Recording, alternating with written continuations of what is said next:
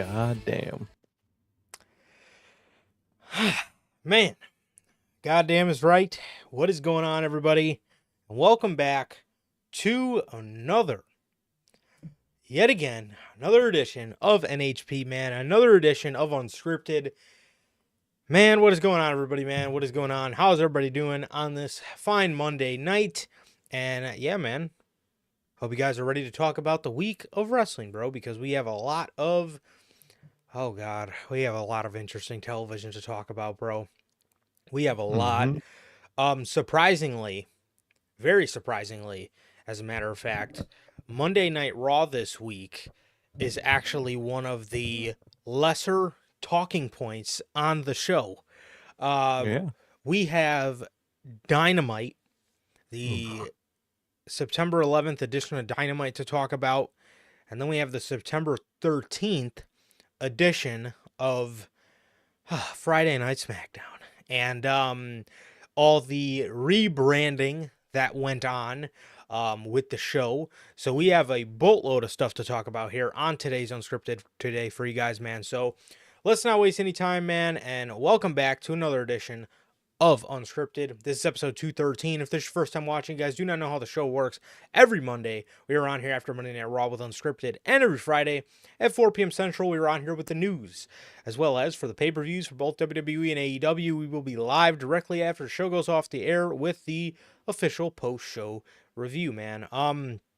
And with that, if you guys did miss this past Friday's edition of the news, changes to Monday Night Raw, as well as AEW filing a trademark for AEW Shockwave. That is episode 231. You guys can now watch that on all platforms. That's Anchor, Spotify, Google Podcasts, Apple Podcasts, and if you want to see it first, join us right here live every single Monday after Raw and Friday at 4 p.m. Central for Unscripted, or for the news. After Raw for Unscripted, Friday at 4 p.m. Central for the news, man. And with that, if you guys have not got a chance to get your hands on some of the official NHP merchandise, you guys can now find this live on the merch shop. That is bonfire.com. Link is at the top description of this very video where you can get that very, very beautiful, beautiful t-shirt design to commemorate the rebrand of NHP, man. Go get yours today. Bonfire.com. Again, link is at the top of the description of this very video, man. So, with that, if this is your first time watching, and you guys do not know who we are here at NHP, I am Johnny, one half of the hosts of this very show. And as for the other half, we got my man, Sir K here. How are you doing, bro? I'm doing fine, man. Just been chilling out. Pretty normal weekend for myself. Pretty chill. Nothing much going on. So, I'm doing good, man. It was a fine weekend. And yeah, just waiting for everything, man. These pay-per-views, various other things, but I've been doing good, man. I've been doing good. Like Durante always asks, how's life? How's the family? Life's good. Family's good. How is everybody doing in the live chat? How's everyone doing in the replay? And what about you, bro? How are you doing? I'm doing good, bro. Doing good, man. Just enjoyed myself a little mini vacation weekend, and just enjoyed myself a little mini vacation weekend, bro. And now we're back to the grind, bro. Now we're back to the grind, and yeah, we back to doing what we do, bro. Back to doing what we do. So happy about that. And yeah, man, it was fun. It was a fun weekend, man. It was a fun weekend. Just enjoyed some quality time, bro. And yeah, bro. And that was basically about it, man. But like I said, we're back here now. We're back on the grind. Excited to be back. Excited to get back to doing what we do. And yeah, man. So it's exciting. It's exciting, man. Like I said, excited to be back. So yeah, bro. So yeah, that's basically about it. So man, we have a lot to talk about. A lot has happened since we've Oh yeah. last shared the unscripted screen together. And oh Lord. Oh Okay. man.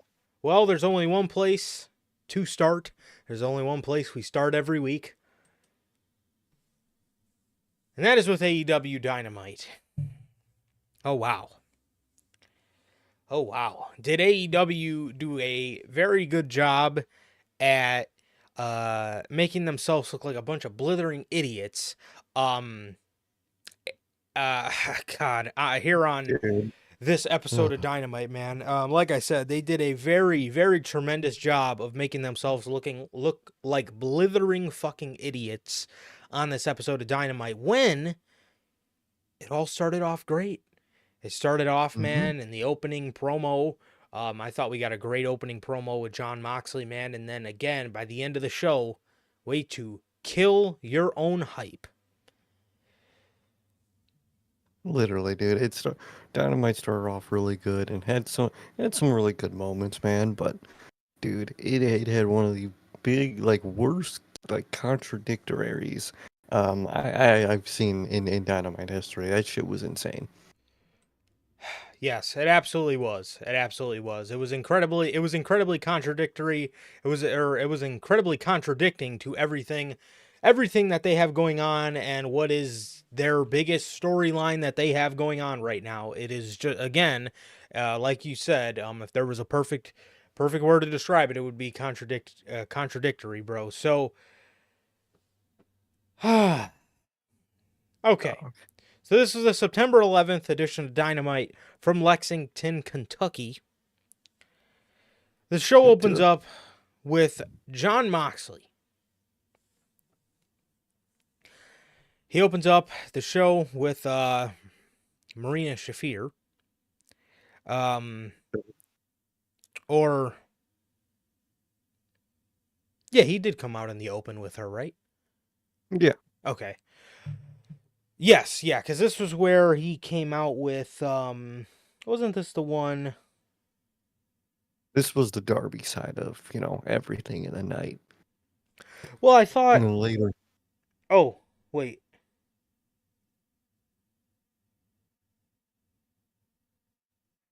unless he can't, you know what?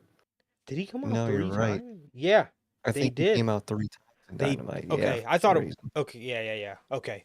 Anyway, the show opens up with a John Moxley backstage promo. So this was taking place after All Out. This was taking Hmm. place. This was the action. Like this was a promo backstage at the Now Arena directly after everything went down. So it opens up, and he says, "I hope nobody thinks I enjoyed that, but it needs to be done." He said, but it needs to be done. It meant nothing more to me. He says it meant nothing more than to have Brian standing by my side. But Brian does not have the stomach for this. 2 years ago, we made a commitment to build something real, something that would last for years after we're gone, an idea that couldn't be destroyed, something that we were proud of. Not for money, not for recognition, but because it's something worth doing. But you didn't do that, Mr. Patient, Mr. Empathy, Mr. Greatest Man I've ever known. I look around and the ego is out of control here in AEW, and it's crawling out of control, and I can't take it anymore. Let alone to move the wheels of history. Our mentor called Brian the Perfect Wrestler. Brian was always his lordship's favorite. Obviously, a little callback there Yeah. to the goat, William Regal. But he saw himself in me. And Lord knows I am far from perfect. My mentor once told me, guys like us, we are who we are. We can't pretend to be anything else. I am no villain. I am no hero. Now I know exactly why God put me here. I am the one true king of these lands. We tried your way, Brian. Diplomacy has failed. Today, I choose war. Man, Yeah. What did a John... promo, man. I mean, Dude, go ahead, bro. Man. it was a good ass promo, man. Maybe, with the ego part in the locker room. Maybe Marina Shafir should have said that part from the way we're looking at things right now. But overall, it was a good promo, man. And again, damn near everything he says is scaring me. With this, you know, disgruntled ex WWE kind of group vibe. It gets worse every week with every promo we get, man. That fear grows and grows, man. But overall, it was an amazing promo, man. And I like how, he talked about how he didn't want to do what he did, but he had to. I like that element to it, and I think it was a really good starting promo to start off Dynamite. And I like how they started Dynamite that way. Absolutely. I mean, dude, a lot of weeks they have the biggest problem in the world opening the show with something Mhm. that almost plays no effect into what happened on the pay-per-view. And although it wasn't a live promo to open, I like how we got something new and something that we didn't see, unless they uploaded it on their YouTube page, which I don't think I seen on their YouTube page. So I believe this was a completely new piece of content to open AEW Dynamite, and that is what I loved most about this, was that it was new, it was fresh. It wasn't something they uploaded on their YouTube page, at least I don't think it was, and it was something that was immediately addressing what happened at All Out, or at least kind of, or at least, Mox's immediate thoughts in the moment after he did what he did.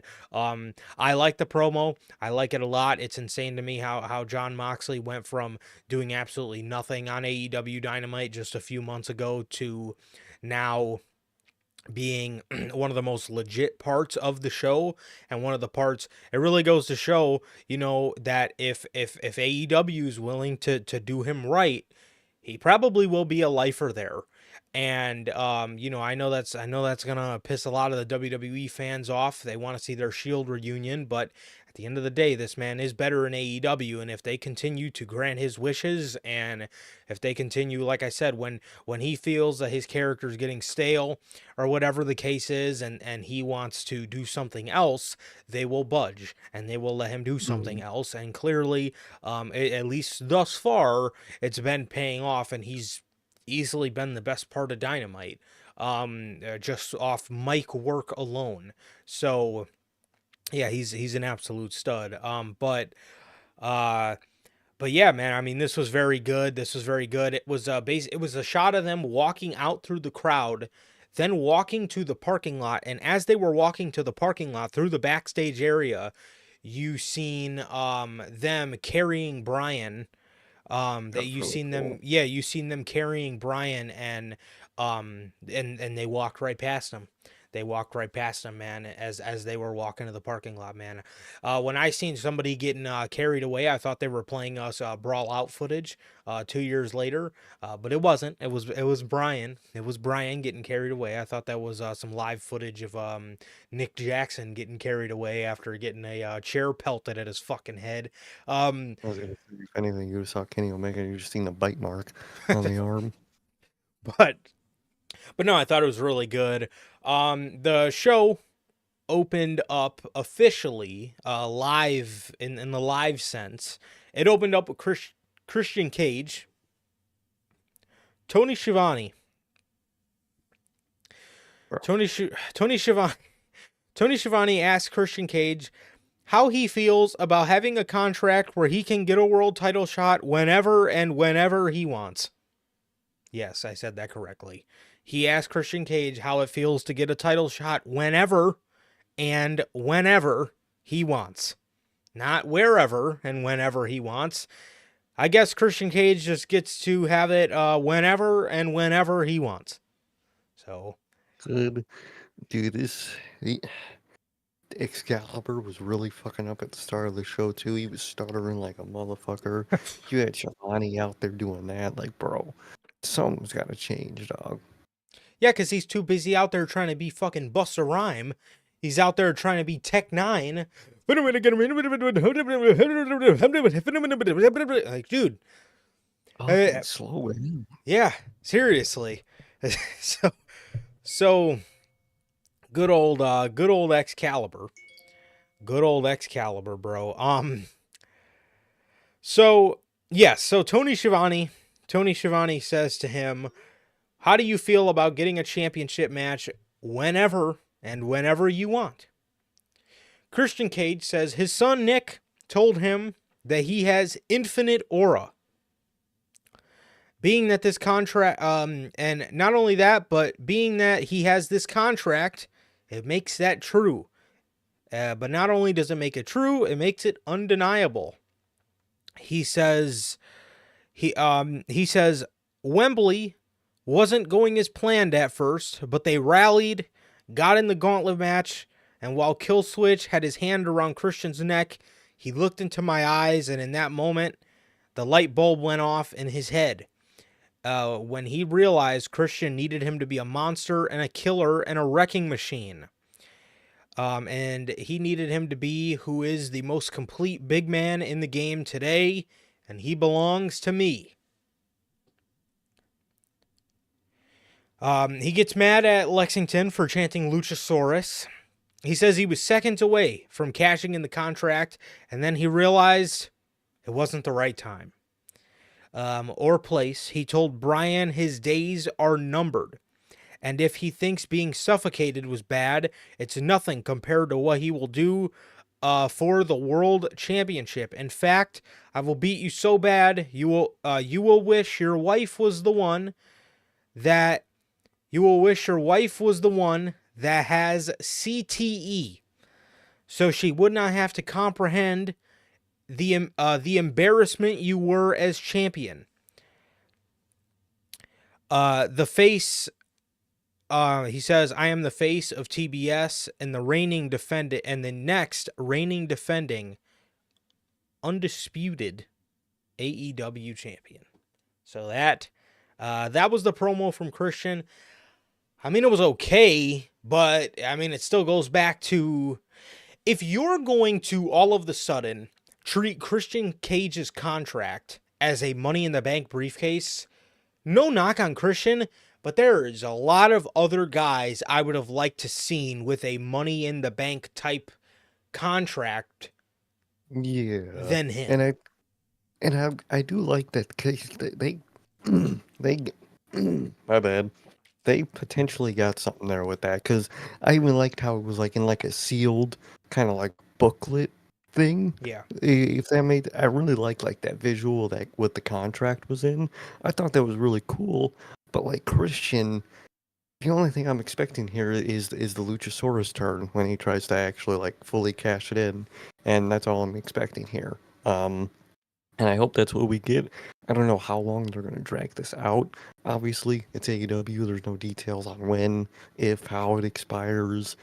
What, anything. They don't give us details to anything. So I feel like it's just going to randomly happen at one of these shows. He's going to do it. And Luchasaurus is hopefully going to turn on him to start that process. But it was a great promo from Christian. It really was, man. But out of all people you give this type of thing to, and again, like you said, no knock on him because he's fucking phenomenal. I actually miss seeing him on Dynamite this much, but I wouldn't give that type of thing to Christian, man. I would give it to someone more younger and hungry and whatnot. Yeah, 100%. 100%. So the next segment was a backstage segment where Don Callis requested to talk to Will Ospreay. Callis tells Ospreay he's been in every gauntlet match, every gauntlet match that he has been in, he has won.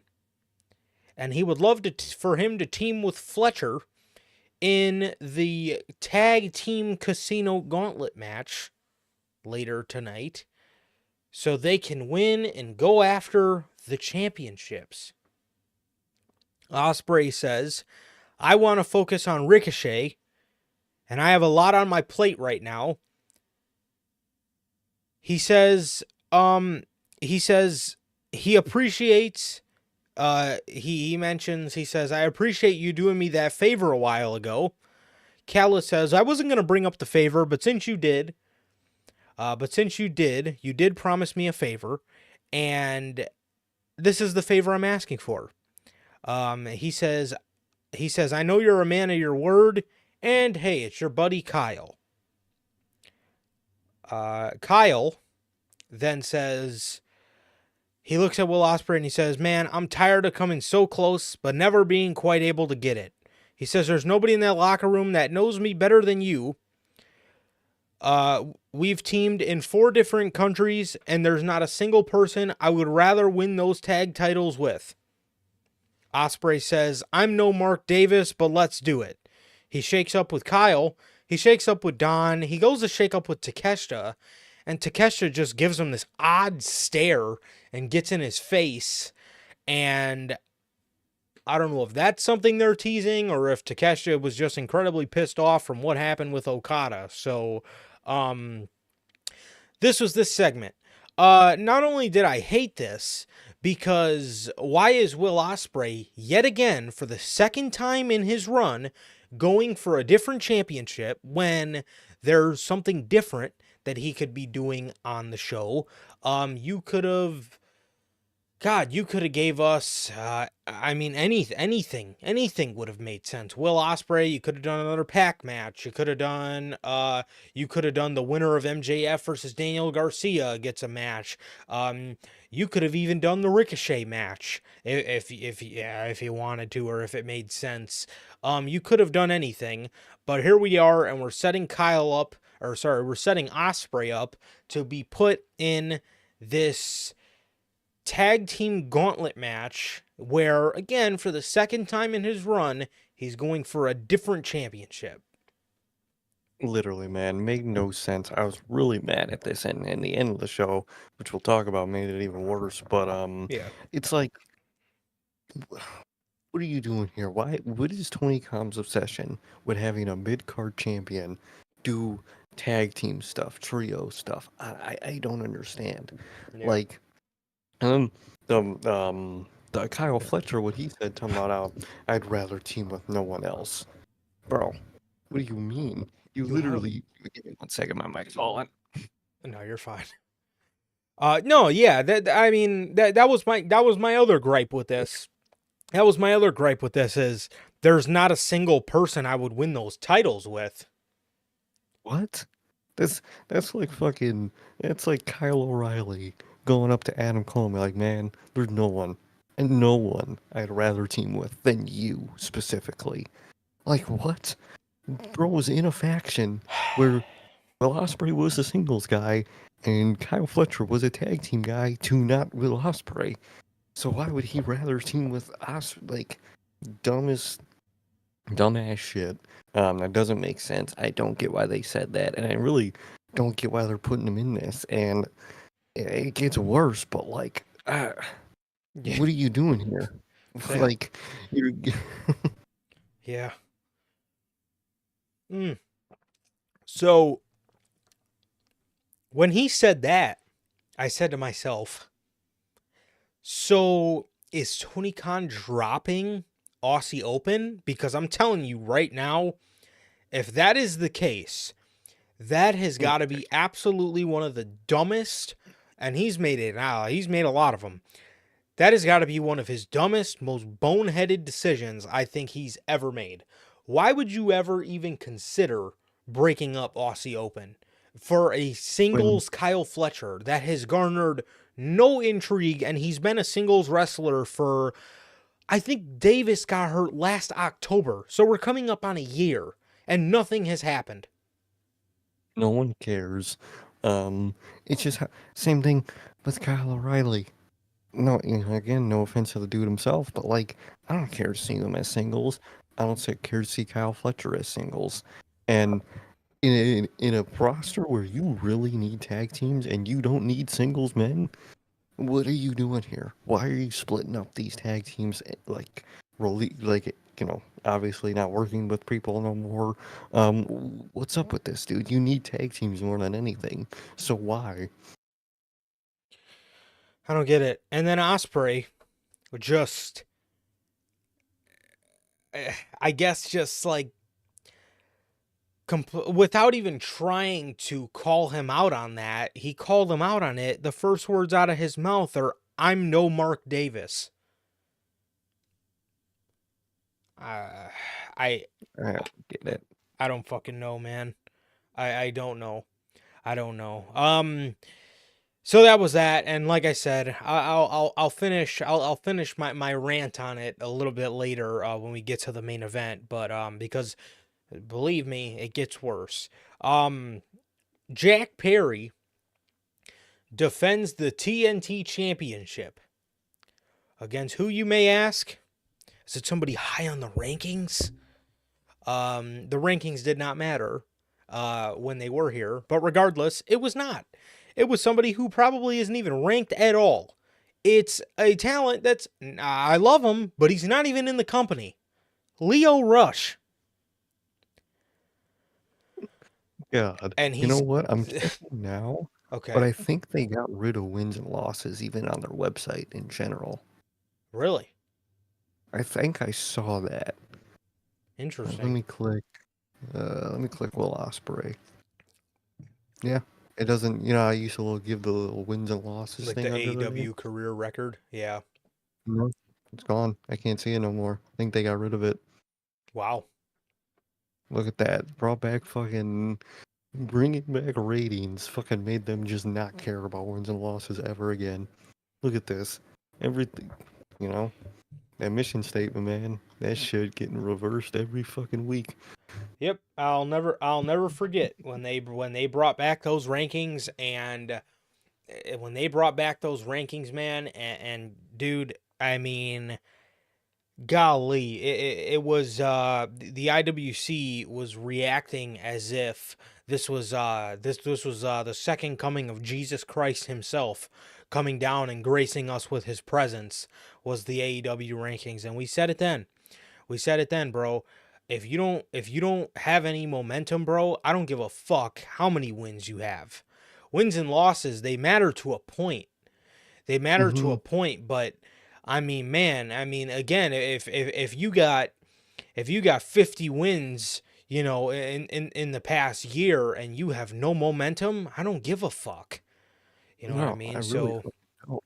overall, that doesn't really bother me too much. I mean, I would have liked for them to keep them up there as just stats, um, but yeah, I mean those rankings, bro. But anyways, Leo Rush, Leo Rush is getting a TNT title match here, and I have no idea why. Um, I don't know if they're going to bring him back into the company. I guess him and Tony Khan are cool again, which I guess is good to see. Leo's a good talent, and he comes Hmm. out with Action Andretti, who God, I can't even. Oh my God, I can't even tell you the last time that we seen Action Andretti, but he was out Really here good. as Leo's manager, and he got Jack Perry kept fucking with him. He kept bullying him on the outside, and Andretti was getting pissed off. And he tells Jack he keeps getting into it with Jack Perry. The ref kicks him out, and he's all pissed off, and the crowd is reacting as if he's the Invisible Man. They don't even notice that he's there, and Leo Rush goes to go for one of his springboard moves, and Jack Perry catches him with a running knee, his running knee, and he beats him. And afterwards, he storms to the back and he storms onto the scapegoat bus. And Alex Marvez, while he was on his way to the scapegoat bus, asked him how he felt. And he said, "People like me are crucified in this life, so we can be worshipped in the next." So yeah, that Pretty was cool that. promo. Yeah, it was. It was. And I guess this was title defense to, I guess, get some of his momentum back, and you wouldn't have to worry about getting a champion's momentum back if you did not put them in a world heavyweight championship match, the pay-per-view Um, before, when he's already a champion. I don't know, man, but yeah, it was just to get his momentum back. Which is funny because right before his entrance, a part of it, he drove in on his scapegoat bus, and bro, that man left the door open, the keys in it, it was running that whole match canonically. Like, bro, first of all, the idle hours, the gas money, and what if someone stole that motherfucker? But Crazy work. I don't get it. I don't get it. But it was a fine match. And I like Jack Perry. We drag on the man, but I like him. So hopefully Tony Khan has something interesting for him next. Definitely, man. We get a Hangman promo in the back. Hangman looks down the lens and he says, "I meant everything that I did." He says he meant everything that he did, and he wants everybody that was there that had to witness that in person, he wants them to know he meant everything. And if there was anybody to stop him, if there was anybody to stop him, and if there was anybody protecting Swerve from him, he's going to find them and he's going to hurt them. He comes face to face with the Dark Order. They told him they don't even know who he is anymore. He turns around and there's Jeff Jarrett. Jeff Jarrett tells Hangman, "My family's promoted wrestling for many years, many decades, and many generations, and we've seen a lot of guys take the dark path, and it all will end up in guilt, remorse, and regret." He told him, "Hangman, you're going to regret the day you laid hands on my wife, because the toughest, most ruthless son of a bitch you'll ever come face to face with in your life is the man in the mirror." Hangman gets pissed and he punches Jeff Jarrett in the face, throws him into a pile of chairs, and he gets broken up.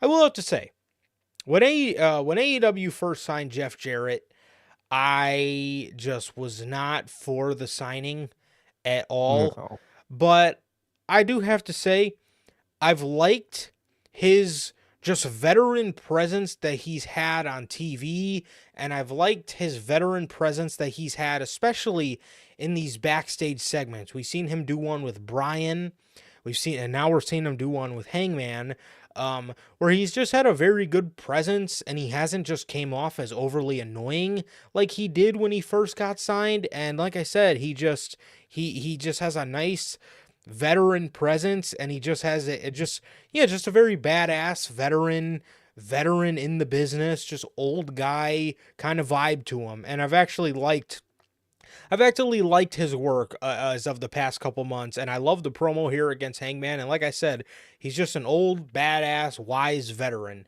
and I like him in that role. I do. And it's been nice. It has been. It has been. I think they found their role for him. I found Yes. him very annoying, in the ring, doing those in-ring promos with, the whole group of idiots he had. Oh But yeah. I like what he's doing now. He's just trying to give people advice, man. And like Hangman, apparently he's not too good at taking it, so he didn't Yeah. take that. But yeah, like it's really started with the Brian stuff, and now we're getting in with the Hangman stuff, and I really like what we're getting with them right now. Definitely. We're getting we get a match with Private Party and Commander. I don't know what they had in mind, but oh lord. When I was watching them come down the ramp and I thought we were going to have to watch them in a match, I was saying to myself, are you kidding me right now? I'm looking at Alex Abrahantes come out doing Ugh. the Private Party entrance, and it was absolutely just one of the worst things I had to endure in this life. And I'm watching him hump his way down the ramp, and I'm like, oh, brother. I'm like, what in the Oh, world is going on? And then I say to myself, wait a minute. Aren't they doing a tag team gauntlet match later? Is Private Party mhm. not in the gauntlet? Nope, So I they just said, didn't go. Man, man. So in that moment, I was like, oh, Jesus. And now, again, I'm just going through it in my head because I'm thinking to myself that we actually have to sit here and watch these guys and watch these guys like wrestle Private Party and Commander in a trio. So I'm sure you can imagine what's going through my head. And then all of a sudden we see the new Blackpool Combat Club, or Moxley's group, whatever you want to call them. They attack them. They attack all these guys. They attack Abrahantes. They attack Cassidy, Quinn, and Commander. Dude, if you ever had a plan, I'm sure they didn't, but I just want to say this. just to say this. If you ever had a plan for pushing Commander, that is done. That man was buried on Dynamite. Mhm. This man got his ass whooped by Marina Shafir. Like, dog, come Oh, on, what are you doing here? And, bro, you you can't expect anybody to get over when they have Alex Oberhantes over their shoulder, fucking dancing, in their entrance. He's a horrible act. I don't know why he's here, and Commander looked horrible on that. And why are you having Private Party? A legit tag team, not in your tag team tournament, but you don't have legit tag teams in your tag team gauntlet match? What are you doing here, man? atrocious. Absolutely Literally. atrocious, dude. Again, if you ever had any plans of pushing Commander, when I tell you this man got his ass dog walked by Marina Shafir, he got like, bro, that was something. That was something, Mm-hmm. bro. This man got, like I said, bro. This man got absolutely dog walked by Marina Shafir, bro. It was bad. So they attack these guys. Pac gets on the mic. He says, "This company is broken. We are inevitable, a product of this festering environment. And as for me, I've been lost for a very, very, very long time, but not anymore. I have something to believe in, a purpose, a prophecy. Um, oh, he says, sorry. I have something to believe in, a purpose." Then he says, "The prophecy has failed, ladies and gentlemen." No, it Um, hasn't. yes, it has. Indeed, it has. The Pure Pillow Collective. That is I like hilarious. that one. I like That's a that. good one. Yeah, that's God. Pure Fusion. So yes, this was Pac's promo. I like this a lot. I thought he did a great job, and I like just I like the tone in his voice, and I like his tone in this promo. I liked his delivery, and I like how he. I just like how he delivers messages, and also one thing is I'm very happy they're putting him of all people in something meaningful because um yeah, it's been 5 years of absolute nothingness. Ever since Tony Khan found out that he wanted to put him with the Lucha Bros, it's almost been game over since then. And now that they're finally gone from the company, I'm glad. I'm glad that he's actually able to. They're moving on from obviously him with the Lucha Bros because they have no choice, and I'm glad he's doing something than other than the Death Triangle because that was just just uneventful faction, man. I mean, it was not good. No, it wasn't good at all, man. I'm glad that's over, and I'm really glad they put him a part of this group to give him some fucking purpose in this company finally. And I'm really glad he's in this group and he's a part of this whole thing. Absolutely. Jericho. Jericho pulls up with his new Bentley. He comes up. He says, actually, he gave more of a "hi guys," not his traditional bubbly version of it. Um, he says he's here in his new convertible Bentley, and he's got his $7,000 jacket that Orange Cassidy poured orange juice on 4 years ago. He said, "I took your backpack as collateral, and I'm going to show the world what's inside." Big Bill says, "One of the lessons I learned from Jericho, Chris Jericho, was thou who does not pay his debts suffers for the consequences." Mm. I almost fell asleep reading that off to you guys. God, get this Suffers. fucking shit off my screen. Oh, dude, it's so ass, dude. So ass. This group sucks, man. I'm glad, Man. and we'll talk about it in a second when we get to the in-ring part of this, but glad they teased what they teased already because I need it to happen. I Yeah, need this group to end. no question. Ricochet versus Sammy Guevara. Sammy Guerrero. Man, so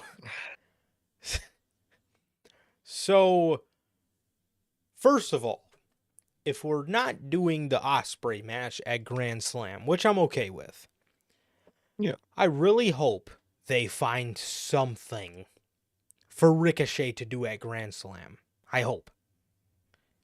I really hope because they're using him a lot less than I thought I would, or I thought they would, and it's scaring me to see how much they're going to use him. Because at this point, if the way they're going is the way they've already gone, man, I don't think he made the best decision.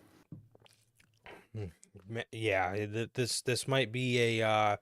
I really hope this Ricochet signing does not end up like the FTR signing, Hmm. because the FTR signing basically was just a very Young Bucks move. Tony Khan, the only reason he signed them, the only thing he had in mind for them, he wasn't looking at anything else other than FTR versus the Young Bucks. And Ricochet, Ricochet here, I hope did not suffer the same fate of Tony Khan looking at him and saying, I need this guy for a match with Will Ospreay. And then after that, he has nothing for him. He has nothing for the guy. So I really, really, really hope that Ricochet, like I said, didn't get the FTR treatment and isn't just being signed out of the match with Will Ospreay, match. So or reasoning rather. So I really hope not. But yeah, like you said, they haven't really been having him do. He's not off to a good start. He's off to the start that I verbatim told you guys he would be off to, and that is Tony Khan's random dynamite match guy. And here it is. We got the match with Kyle Fletcher. Now we're getting a match with Sammy Guevara. It's gonna continue like this. This is all he's probably gonna be, is a random match guy. Can you at least have these two bump into each other backstage and talk a little shit to each other, and then have one of the guys challenge the other one? I mean, make sense out of it, dude. Don't just hit the graphic. I mean, the match gets started, and before you know it, Sammy Guevara is on top of one of the fucking entrance tunnels. It was like damn near like 2 minutes into the match. They somehow made their way up there and fucking just started doing shit right on the tunnel. Like, dude, hey, Guevara, I get it. You want to be over again. You want to be on Dynamite again. You're trying too hard here, buddy. Dude, I was saying this when it comes to things like them like spitting in each other's faces in AEW. It's done very frequently, and here, did we really have to jump off the entrance tunnel on a random dynamite match? A random dynamite match with Ricochet. What would get you so flustered with this man where you felt I'm going to jump off the entrance stage to take this guy out, to put him down? Put down Ricochet. Come on, dude. Come on. On TV. This shit needs to be saved, bro. I mean, this is why things like this in AEW are not special, because it's done nearly almost every week on Dynamite. Oh yeah, nearly every week you get someone jumping off this, like you said, spitting in each other's face, fucking doing this, doing that. Remember that period of Dynamite where we had at least one table spot every week, Yep. and it was the same table at the same. That shit was ass. We complained about it every week because it was annoying. It was overdone, and you, AEW just does that sometimes, where you overdo shit that you don't need to just that doesn't need to happen on these random nothing matches. It doesn't. It doesn't at all. Not at all, bro. Um, that was that. He hit him with vertigo, his inverted DDT. He beat him, and then afterwards, here we are. Ricochet gets attacked by the Beast, Mortos. Why the fuck is Mortos attacking Ricochet? What? I I don't know, dude. I don't know. The dude doesn't talk, so we're not gonna get an explanation. All he does is roar. Yeah, all he Like, does is growl like he's fucking Shannon Sharp or something. I mean, what? I mean, what the he attacked Ricochet standing in the ring.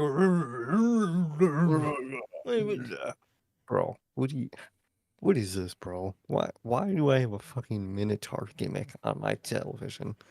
Just just cut it out, bro. I don't want to see this shit. Dude, Sammy Guevara's looking on the outside and he's conflicted.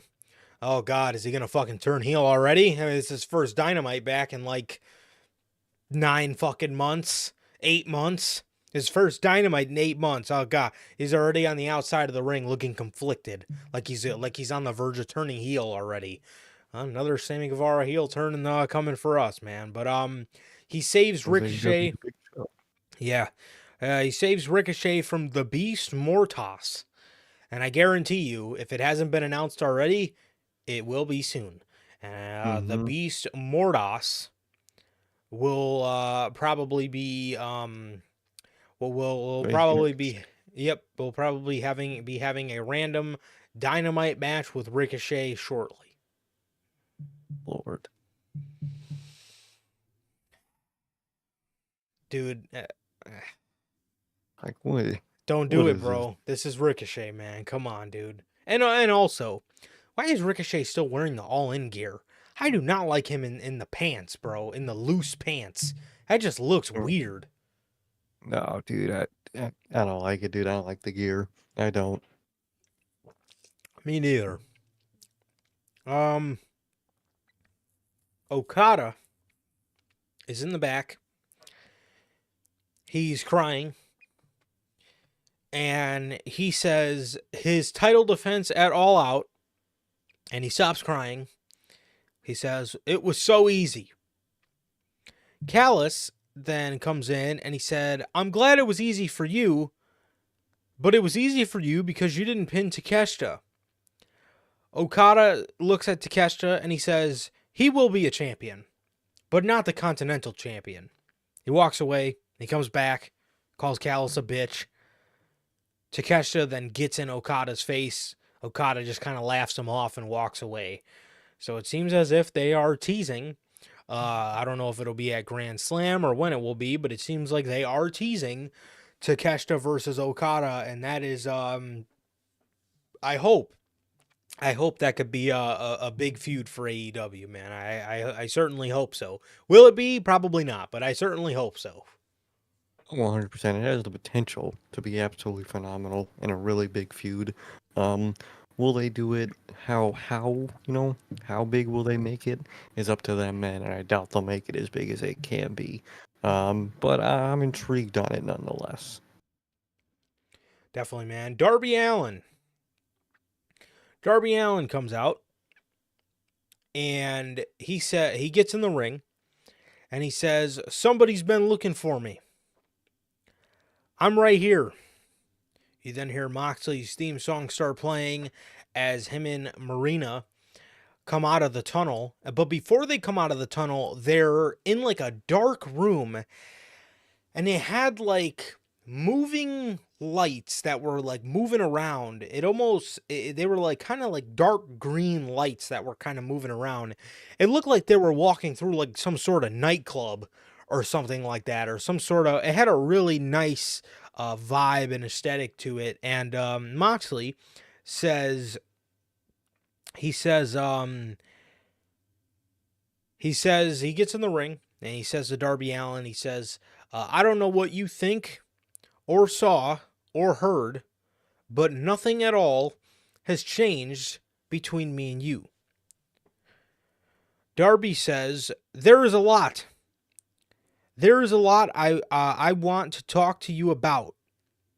We don't act like superstars. We don't live in a fantasy world. We don't come, we come from nothing. He says we come from nothing, and we will stop at nothing to make sure we never go back to that. We don't take any of this for granted. We don't take any of this for granted. AEW gave me everything. I want to tell you a story. Jesus, I want to like Excalibur. Every time he says I want to tell you a story. My first year in wrestling, I was looking for a hero, someone I can aspire to be like. Every time I met them, they showed me how fake they were. But those people showed me that their dignity can be bought and their soul can be sold for $1. But not you, John. That's when I knew I wanted to be just like you. He says that's when I knew I wanted to be just like you. To this day, you will wrestle in a high school gym because it's not about ego. It's about the love of the industry. It was in a high school gym. He says the first time they met, it was in a high school gym, and that day I gained so much confidence knowing that I can hang in the ring with somebody like Moxley, with somebody like Jon Moxley. And he says there's not a lot of people in this business you can consider family, and when you do get them, you should hold on to them. And what did you do to Brian? I would never do that to somebody that I consider family like Sting. So right there, I knew I wanted to be nothing like you anymore. So what do you want? Well, first of all, Darby Allin is incredible. And Oh yeah. second of all, that promo and that like just whole backstory of him and Moxley was tremendous. Moxley says, my man, I'm going to cut right to the chase. You have a world title shot. That was supposed to have been at Grand Slam. Now that's not going to happen anymore because the champ is indisposed. I'm going to read that again. Moxley says you have a world title shot that you were supposed to have at Grand Slam. That's not gonna happen anymore because the champ is indisposed. Okay, remember that. That's gonna come into play a little later in the show. He says, but it's a blessing in disguise because you're not ready to be the champion, and I'm gonna need you to hand over that title shot to me. Darby says, what are you, stupid? Did you not just hear anything I just said? Have you been dropped on your head? Have you been drinking again? He says you're kind of sounding like everyone you hate. You kind of sound like everyone you hate in the back. Self-entitled. You did not earn it, and I'm not just going to give it to you. If you want it, do something about it. I love Darby's delivery. He did not hesitate to say to Jon Moxley, what are you, stupid? As soon as Jon Moxley said that to him, he had it in the chamber. It was a very, very good delivery. Obviously, the line about Jon Moxley drinking again, that kind of made Jon Moxley grit his teeth a little bit. He was a little pissed off about that.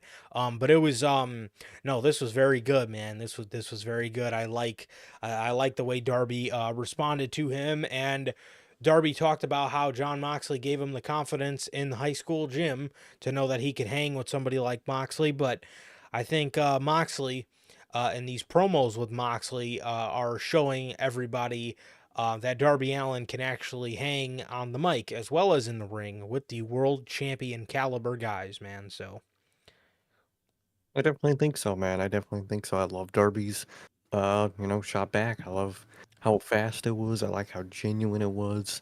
And Darby's fucking phenomenal, man. He really is. He absolutely is, man. So Moxley says, "You want me to earn it, my man? I will earn it. You and me at Grand Slam September 25th for your world title shot. And I will show you another lesson. And I will show you where you're at on the food chain, and it will always be far below me. You will never be a world champion. I've always known that. I believe in you. I love you. I believe in you. I love you. I've always known that. I'm the one guy around here that's always had your back, and I don't like having to say that. I don't like having to say that. I don't have time to explain everything to you right now, but trust me when I tell you, you have no idea what is going on.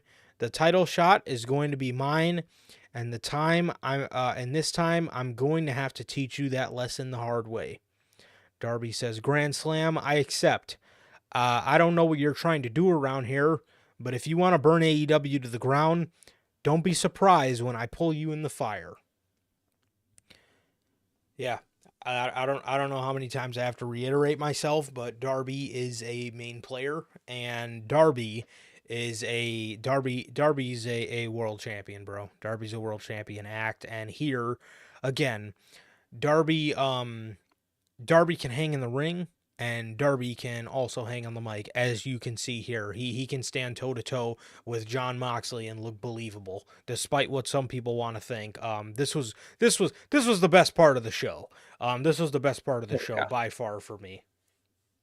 Oh, easily, man. I think it was the best part. It ended up getting contradicted later in the night, and we'll obviously talk about that. So, kind of made some of this stuff a little like, what the fuck, looking back. But in this moment, dude, it was easily the best part of Dynamite. Phenomenal promo from both sides, from Mox, from Darby, and I like how they gave an explanation to the attack on Bryan Danielson. Obviously, again, it's going to contradict it, but they attacked him, so he's out the picture for Grand Slam, so, Moxley could coordinate getting his title shot from, Darby. I like that.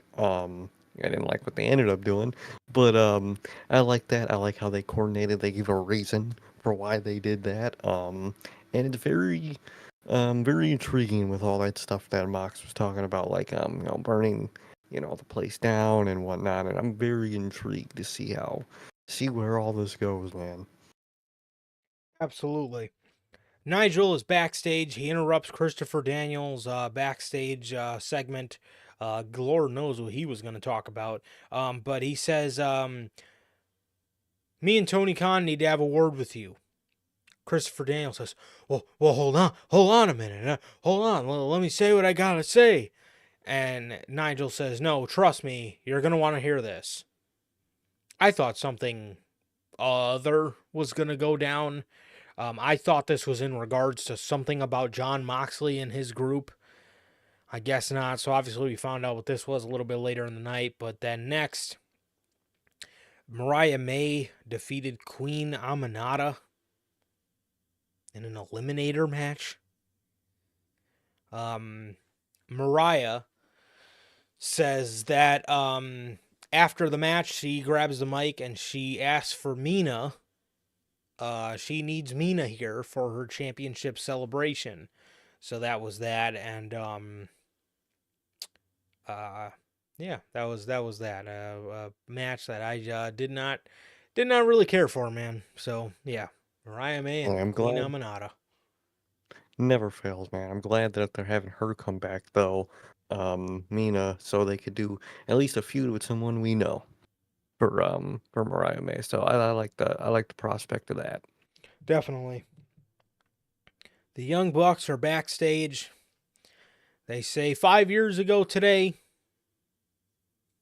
we wanted to make, or he says 5 years ago, they wanted to make this the best tag division there ever was. But looking back, all they were talking about was themselves. He says they hear the fan outrage. Matt says they hear the fan outrage wanting a new tag team to beat them and take the reins in the tag division, but they shouldn't be mad at them. They should be mad at the tag teams who can't beat them, which is why they booked this casino gauntlet match later tonight. All That that was talk and a tag team didn't win. literally, bro. Oh Literally, my man. god. Yeah. I don't know, man. I say this all the time when it comes to these young bucks, these EVP version of the young bucks, but I don't know how we started off so hot and now their promos, man, they just look completely uninspired. They look like they're not having fun. They just Look look, forward. yeah, they do, man. They seem bored, and again, they just seem like their heart's just not in it, bro, as it once was. No, it really seems that way, man, from the vibe I get from what we get on television, man. It feels like there's no fire behind any of this. Yeah, not at all. Not at all, bro. The Learning Tree defeated the Iron Savages. Are you fucking kidding me, man? Learning Tree and Iron Savages. Okay. Chris Jericho, after the match, he opens up Orange Cassidy's book bag and he says, he opens up Orange Cassidy's book bag and he pulls out a picture of him and the best friends. And Jericho says, "How stupid is this to have a photo of your best friends?" He says, "Because if you do have any friends he says, if you think you have any friends in this business, you're probably being used." Big Bill is looking at Jericho and he's just side-eyeing him like, what? What did you just say? Damn, bro, what you talking about? And that was probably the best thing that this group has ever done. Oh, 100%. Up until this point, this is absolutely the best thing that they've ever done, is tease the breakup. So he's Good lord. he looks pissed at Chris Jericho. Orange Cassidy is on the Tron and he's pulling out, crumpled up dollars and he's pulling up change and wrappers and all this just random shit out of his pockets, and he says, Jericho, I have your $7,000, but it's in change. Mark Briscoe and Kyle O'Reilly, they come rolling in with a big ass bobcat and they dump a whole thing of change into Jericho's Bentley. What? Like, bro, way to make a fucking segment lame as possible. Literally the only thing I thought of was, well, they couldn't afford to fucking destroy a rental, so they just poured change in a rental, and Jericho is in the ring fucking freaking out like they're lighting it in fuel and setting it ablaze. Like, bro, what the fuck was that? Yeah. So yeah, so yeah, that was that. Dude, the only way to get worse from Jericho versus Hook was Chris Jericho versus Orange Cassidy, let alone Learning Tree versus Conglomeration. I mean, you can't Oh make this shit shit! up, man. I mean, come Like on, dude. What is even that, bro? I mean, oh my god. your ass. So Nigel McGuinness is in the ring for the next segment. He says there was some things he had to get off his chest. With Darby Allin facing Jon Moxley, that means there's not going to be a world title match which is great for the champion because he's probably uh he's probably he's probably he probably has an iron lung and is gasping for air like Justin Roberts when he was choked out with his own tie. Nice little callback to Brian choking somebody out. Like Punk. Yeah, but it's not good for AEW. He says he believes an event like Grand Slam should have the AEW World Champion at least compete. He says he had to watch Bryan Danielson's success for years, which should have been his because Bryan is afraid of him. And he's afraid that everybody will what everybody will have to see me do to him. But Tony Khan is not afraid, and Tony knows a money match when he sees one. So at Grand Slam, it'll be Bryan Danielson versus Nigel McGuinness. He says he cannot guarantee, he says he can guarantee Oasis will play him to the ring. And will Bryan join him for the final countdown, or have we seen the final match of the American Coward? The ball is in your court, Bryan. Oh, Dog. Where to begin? whoa. First of all, I like to preface, I actually really feel bad for Nigel because he deserved this promo, he deserved this moment, and I'm glad he got it. And fucking Tony Khan had this man go out there and say the most just nonsensical shit. He deserved that, and it was a good promo, and he deserved, to have that moment. But dog, how are you gonna have that man announce his in-ring return in the most illogical match you could have ever made? Don't I feel bad for Nigel. You put him in a spot to look like an idiot when it's Tony Khan that's the idiot. Fucking can't, man. Ugh.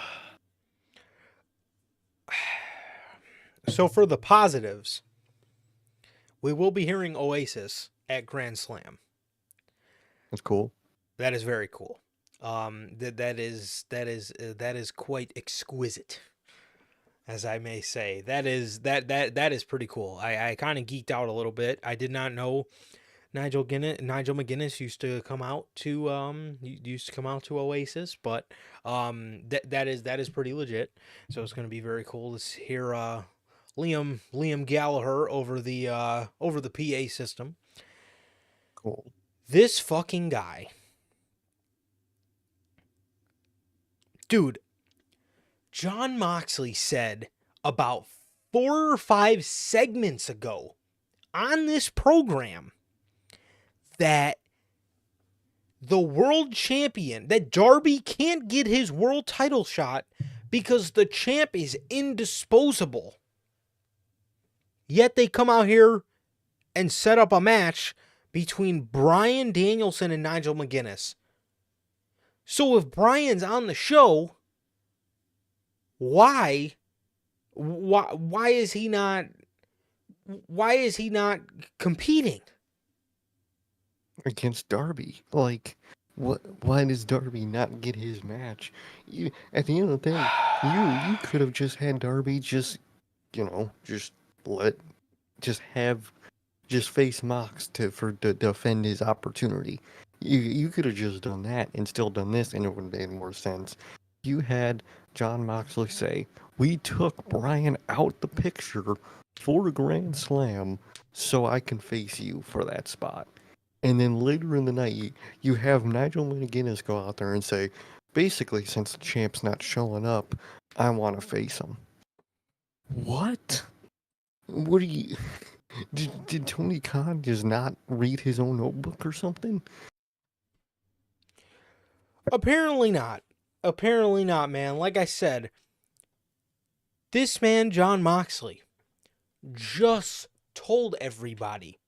He literally, dude, this is WWE ex WWE, old WWE, WWE of 5 years ago levels of insulting the fans' intelligence.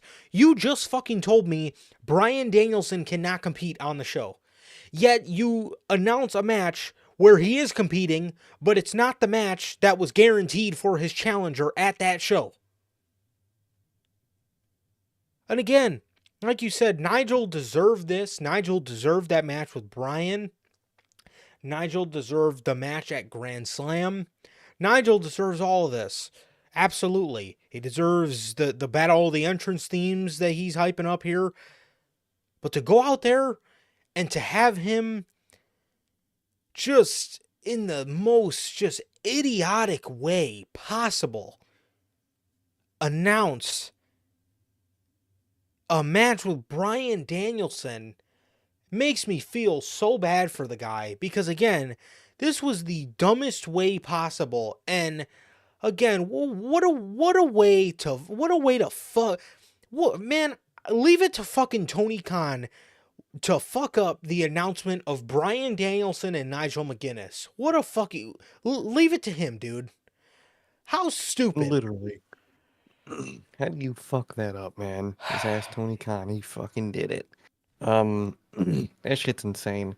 I don't know how you contradict yourself like that in the same night that badly. And then they had Nigel go on Collision and just like reiterate that, yeah, the match isn't guaranteed. You know, Brian Brian could still not be able to make it. Dog, you expect me to believe you announce a match and it's not gonna happen? Because if God forbid that is the case, boy, is that worse. Let's announce this big fucking match and then just not do it. Yeah, Tony Either Khan's been, or, Tony Khan's been on record multiple times throwing shade at WWE for announcing a match and not delivering with it. He's literally been on record multiple times ragging on WWE for doing that exact thing. So, if you expect me or anybody to believe there's a chance this couldn't happen, you are a blithering idiot. This is obviously going to happen. and either or is fucking horrible. I don't know why they would do this. They can't. Obviously, Tony Khan's got to blow his load, and already do the Nigel and Bryan Danielson match, and he did it in the dumbest way possible. The champion was indisposable. How fucking boneheaded was that? What up, naysayers? How are you, bro? Thank you for joining us. How you doing, man? Hook is in a backstage promo in the streets of New York City, I'm assuming, and he was talking about how this is not the same Roderick Strong that is respected in locker rooms all across the world. I'll tell you the Roderick Strong I want to see, but it would probably piss a lot of AEW fans off if they knew what Roddy I wanted to see. Because the Roddy I wanted to Literally, see was draped in the black and gold. And I'm not talking about NXT, but I want to see that Roderick Strong back. literally. Golly. They announced FTR versus GYV for fucking Collision. Bro, dude. Uh, fuck, why? Why are you sending this group to die on Collision? What are you doing? Dude. Man. Can we please get grizzled young veterans on Dynamite, for God's sake? For God's sake. Please. FTR versus GYV on Collision. Great. Thanks for bringing GYV in, having them tease matches with FTR, Acclaimed, Young Bucks. You do one of the matches on Collision, and nobody will ever see it, and it will probably never get the time of day. Good lord. Insane. How? I don't get it, dude. So stupid. Okay. The Tag Team Casino Gauntlet match Oh, We no. had 9 tag teams come out here. Thank you. Actually, 10, if you consider, obviously, the Young Bucks being in the division. And you have Private Party who just didn't participate in this for some odd fucking reason. Thank you for letting me know that you have 9 tag teams. And obviously, Osprey and Fletcher aren't a tag team, but I'm going to go ahead and use Aussie Open as my example, at least I for get you. this. At least for your list of tag teams when Mark Davis does get back.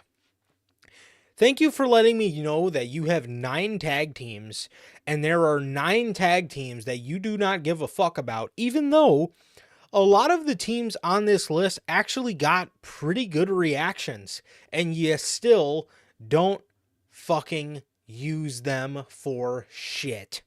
Thank you for Nope. letting me know. Well, we hear the online criticism that we don't have a tag division. I just want to let you know we have one. We just don't give a Just fucking don't half care. about them. And all of these guys are hidden on Collision or Rampage. Let me know any of these teams that you see, any of these 9 tag teams that you see on this list that are consistently on Dynamite. I don't think I can name one of them that's consistently on the show.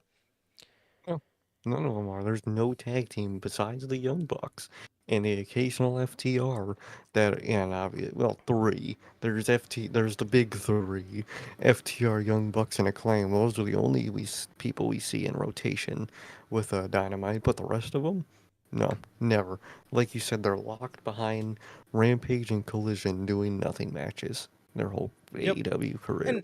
And and even I mean FTR is like a fucking seasonal. They're like a seasonal Dynamite appearance. Half the time they're hidden away, and we're just seeing random FTR versus such and such on Collision this week. Or and then the Acclaimed, they're another team who's on Dynamite quarterly. Dude, the first team out is FTR. The second team out is Will Ospreay and Kyle Fletcher. All right, so these guys are going at it. The third team out is Vincent and Dutch, the Righteous. God, Man, God, God, man, am I just I don't I guess Chef Michaels must have turned the fucking stove off when he let these guys go, because when I tell you these guys could have been so Vincent and Dutch could have been so good in NXT. I mean, oh my God, like I'm oh, they would have still killed it over there in WWE. Dude, they would have WWE would have loved everything that they can do with Vincent and Dutch in terms of the production and all that kind of stuff. They would have loved them. Oh, they would have fucking adored that fucking tag team. I don't know why they didn't work out with them, man. And now they're stuck in AEW, just stuck there, not doing anything real as a tag team. But it's just one. Here I go with these AEW fan rants. Yeah, I always say, how AEW fans always blame wrestlers, for like booking stuff and never Tony Khan.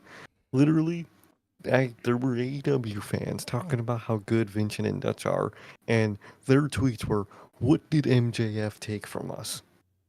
And with the clip of him beating them, and then their little whole thing he had with, What? bro, why are you blaming these wrestlers who are just going there and doing their jobs and not the fucking booker?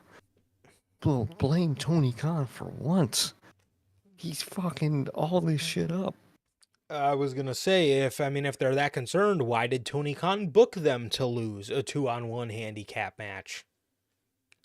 Like, what are you doing here? What a bunch of fucking meatheads, man. Um, the Righteous come out, and at this point, I just got sad because I just remembered that they were in AEW, and I said, "Oh fuck, oh man, God, these guys could have been so good. They could have been so good, man. Even in AEW, they could have been so good. And in WWE, oh my God, in WWE, they could have been amazing." Fourth was the Undisputed Kingdom. Obviously, this was like the one team on here that did not really get much of a positive reaction at all. But 5th was The Acclaimed. 6 was MXM, Mason Madden, and Mansoor. 7 was Top Flight. 8 was the Outrunners, who actually got a insane reaction by the audience. And again, this is a team that got a great fucking reaction, and Tony Khan hides them behind Collision. Makes no fucking sense, dude. God, it Do, makes no goddamn sense. Could you imagine how many more people would like them and get behind them if you had them on AEW Dynamite? The show that people actually watch. These guys got an insane reaction as the Outrunners. And the 9th team was GYV. They couldn't even make it out of the tunnel. FTR Bald and FTR Gunn were waiting there on the entrance ramp and started attacking them into the backstage area, and they did not participate in the tag team gauntlet. So thanks for continuing to hide them on Rampage and Collision. Thanks. So When you easily put that tag team match on Dynamite, and would have made all this much better.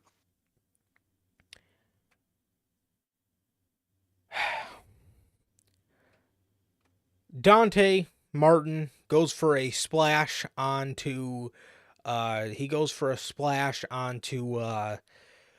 Fletcher. Kyle gets the knees up. It hits Dante. He kind of pops his head up a little bit as he's laying on Fletcher's knees, and Will Ospreay hits him with a hidden blade, and Fletcher rolls him into a roll up.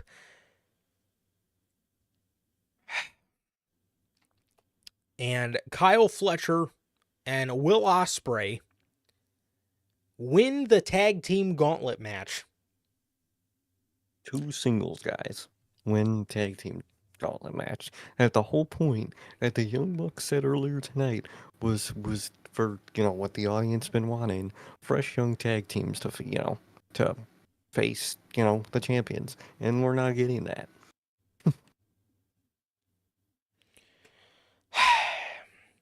You have 9 tag teams come out here on this show. And you could have done almost any of these matches on Grand Slam. You could have done GYV. You could have done the Outrunners. You could have done Top Flight. You could have done the Righteous. I'm not going to say another FTR or another Acclaim match or a MXM match. But you could have done majority of these teams. You could have done majority of these teams, and you opt to put Will Ospreay and Kyle Fletcher here. The only positive that can come out of this is Kyle Fletcher finally being kicked out of the Don Callis family and reuniting with Will Ospreay to then eventually reunite the United Empire with Mark Davis, because, man, I mean, me too, bro. But knowing Tony Khan, he's probably going to have Kyle Fletcher turn on. He's probably going to have, he's going to probably have Fletcher turn on Will Ospreay and blame Will Ospreay for him losing. So that's probably what's going to happen there. But dude, this was so horrible. Again, why for the second time in his international title run, you're having him go for other championships, dude? Makes no fucking sense, man. You're having non-tag teams win the whole tag team tournament, which contradicts the whole point of the thing. A lot of contradictions on this episode of Dynamite, and it's just so fucking frustrating to see. Absolutely, bro. It is absolutely infuriating to see. And Naysayer says he's not a fan of FTR anymore, and he can't even say why. He just does not get excited to see them, and he blames Tony Khan. That is why I always say my top 3 tag teams are all time. My top 3 tag teams of all time are the Young Bucks, the Usos, and the Revival. Because I just cannot stand FTR. The online outburst does not match up and does not even come close to any sort of good that they do on television to compensate for the online outburst. And it is just It's bad, dude. That they are. Yeah, they have just again what they're doing on television is not that good to be having the level of outbursts online that they have, and it just they come across like babies. And when I say they, I mean Dax. Cash doesn't do anything, but No, yeah, I it's like it's just Cash, but fucking collateral. I like yeah, Cash a lot, but good old Dax, man. But yeah, same with I feel the same with FTR. I just don't care. If anything, every time I roll my eyes and laugh at the shit Dax says in his promos and whatnot, it's just lame, dude. yeah, no question. Um, so Osprey and Fletcher win, and we're getting Osprey and Fletcher versus the Bucks at Grand Slam. Is it going to be a banger? Is it going to cater to the sickos? Are the sickos going to get their fucking rocks off come September 25th? Sure. Sure they are. But does this make any sort of fucking sense? And does this correlate to anything that either acts have been doing on television? No. None at No, all. not at all. At least the GYV would have made a little sense, being that they set a mission statement that they were coming for the Bucks when they came into AEW, and they've been around them. But man, I mean, it just Never fucking fails. God, this was horrible. This was horrible. Mm-hmm. This Really episode of bad. AEW Dynamite, outside of Darby Allin asking John Moxley if he's been drinking again, and Jeff Jarrett telling Adam Page, the most vicious son of a bitch he'll ever meet is the man in the mirror. God, this was bad. This was just Mhm. way to come out of one of their strongest pay-per-views of the entire year. Way to come out of that with a fucking bang. They Man, had back-to-back good pay-per-views and back-to-back fucking lame-ass fucking dynamites afterwards. Insane. golly. How? Alrighty, man. The next show we're going to talk about here today on Unscripted, as you can see it, the debut of the new logo. Yes, it was debuted last night, or last Friday, I mean. Last night. Mm-hmm. It was debuted last Friday. We got the debut of SmackDown on USA. I missed the show, as obviously you guys know I was going out of town, but later that night at about 11 o'clock midnight, I was able to sit down and watch the episode of SmackDown on USA, the premiere episode. Uh, mm, New network, same energy. Oh yeah. It was a new network. The only thing I cared about was the stuff revolving around the bloodline. Oh fuck yeah. Same exact shit, dude. Bloodline was the show and that's about it. Um, Also, before I watch SmackDown, I am sitting in my hotel room and I'm scrolling on Instagram, and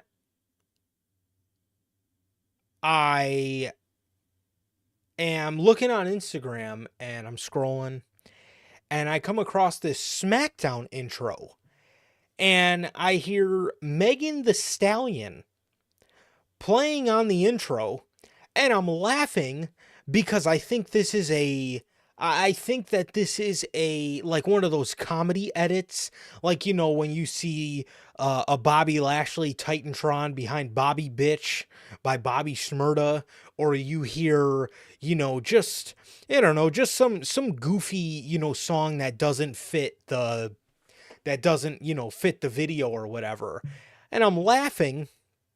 And I'm seeing the comments, and the people are like serious.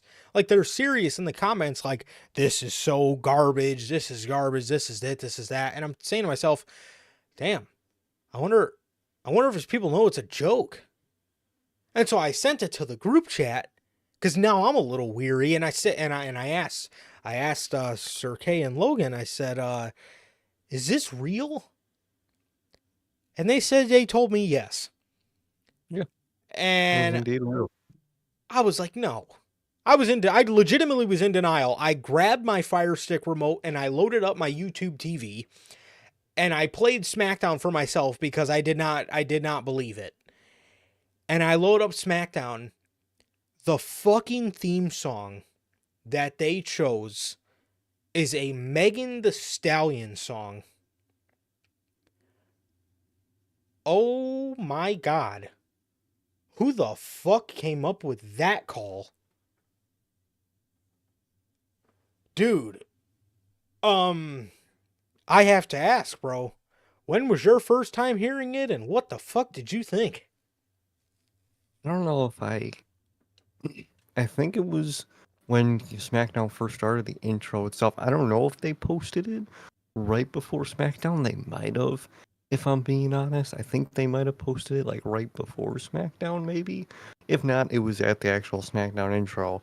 And yeah, I heard it, man, and I was just confused. It's not the song I would have picked. If you're doing any hip hop behind, the show, you could do like some Denzel Curry, some Kendrick, some a little tougher. Yeah. That's definitely what I think it lacked. It's especially the new SmackDown vibe of the show they're going to with the darker colors, the darker blue.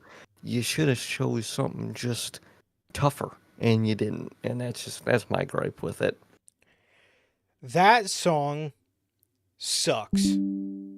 And it does not at all match the vibe, like you said, with the vibe of SmackDown, the ruthless aggression kind of vibe that they're going with for the show. You pick a song by Megan the Stallion. And again, if you wanted to go with hip hop, if you didn't want to go with a rock and roll song or whatever, then that's fine. That's fine. You did not have to go with a rock song. But dude, if you're doing rap, What are oh you my doing? dude, you could have went with so much. You could have went yeah, something a little bit more aggressive, something a little bit tougher. I mean there's tons of artists nowadays. Kendrick, like you were saying, Denzel Curry would have been a nice option.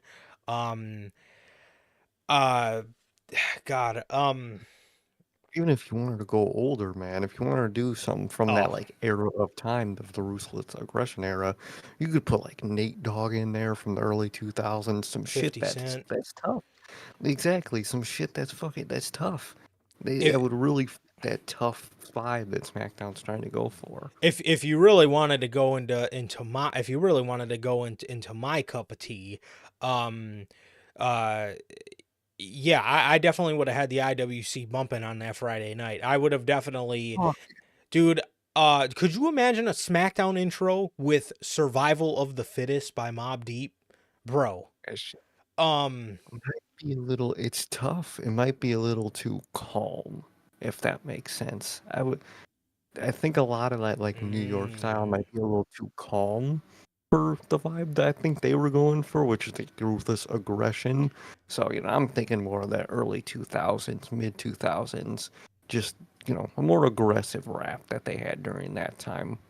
mm, I could see It that. would be tough. I could It see would be that, tough, but dude. Oh man, I mean, Lord, uh, I man, like, yeah, I, I don't know. I don't know why. I don't know why that was chosen. I do not know why that was chosen whatsoever. But it was, and it just, God. I mean, when I tell you, I thought it was a fake edit. I thought it was a fake edit. Then I think that's about all that needs to be said, bro. I genuinely thought that was a fake edit and that somebody was just making a joke out of WWE picking Megan the Stallion to be the SmackDown theme song, and God, that was really bad. That was really no, bad. But yeah, I mean there is a ton. There is a There's ton of so much. songs that they could have went with. And um yeah, I mean also a lot of artists they could have went with to go with more of that vibe. Um More of that vibe, like we were saying, for Nate Dogg, 50 Cent. um Oh, if they could find a nice song of his, maybe MF Doom would be a nice voice for that would be a SmackDown. real good one. Hell yeah. um I mean, Fucking anybody yeah, with some aggression and some boom and Denzel Curry would some have been a nice option. I did not even think of him. he could get real aggressive in his songs, and I really like that because Lil like Wayne. Ricky, Little Wayne could have been real good, like early days. That could have been real good. You got options, dog, and you didn't go for a good one. I'm sorry. That was You went horrible. with a good. I'm not crazy about all those people. Hip hop has no place in wrestling. It does. They're very intertied. Just choose a good song next time. They could have A went with the fun- Rock song. Oh God, that shit was legendary. All I think of is the edit of that song, which I will not repeat here. But fuck, that song is legendary. How is bro fucking 0 for 0 on everything he tried? Acting, music. Come on, bro. Yeah. Yeah. Even Eminem. Eminem would have been great. Yeah, Fall that's by in. Eminem would have been a pretty good one. Um, Hate It or Love It by 50 Cent would have been a nice one, being that SmackDown kind of is the little brother to Monday Night Raw. Hate It or Love It, the Mm-hmm. underdog's on top. That would have been a nice little tagline for SmackDown, I think. But yeah, they had so many options. Then when I they had so many options. Uh yeah, they had a lot of options, and they just completely I I don't I'm very interested to know who was behind picking that song as the SmackDown theme song, because that was that was bad. That was incredibly bad. No, yeah, that was not it, man. That looks like a fucking HR boardroom choosing, the perfect, young people song that they think is gonna work, and it didn't fit the bill. No. And I really usually they keep these kind of theme songs for a while. At the very Yeah, least 6 months like mm-hmm. to a year. And I'm afraid that we're probably going to be stuck hearing that for probably about the next year. And Oh, golly, that was bad. I did not like that. I did not like that, man. I'm sure people that listen to Megan probably thought it was okay, but that just, again, it was just it was too pop, it was too mainstream. Like Sir K said, it just gave off too much of a bunch of corporate people were sitting in a boardroom and listening to a bunch of theme songs that they think that a young demo would like. You know what I mean? Like, mm-hmm. bro, it, I don't know. That was severely disappointing for a SmackDown theme song. Severely disappointing. It Um, really, yeah. yeah, and as far as rock music too, obviously there's a boatload of rock music there. I mean, Triple H is no stranger to finding smaller bands that just have really good catchy songs and having them be the theme song for these shows.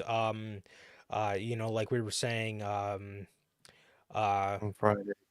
yep.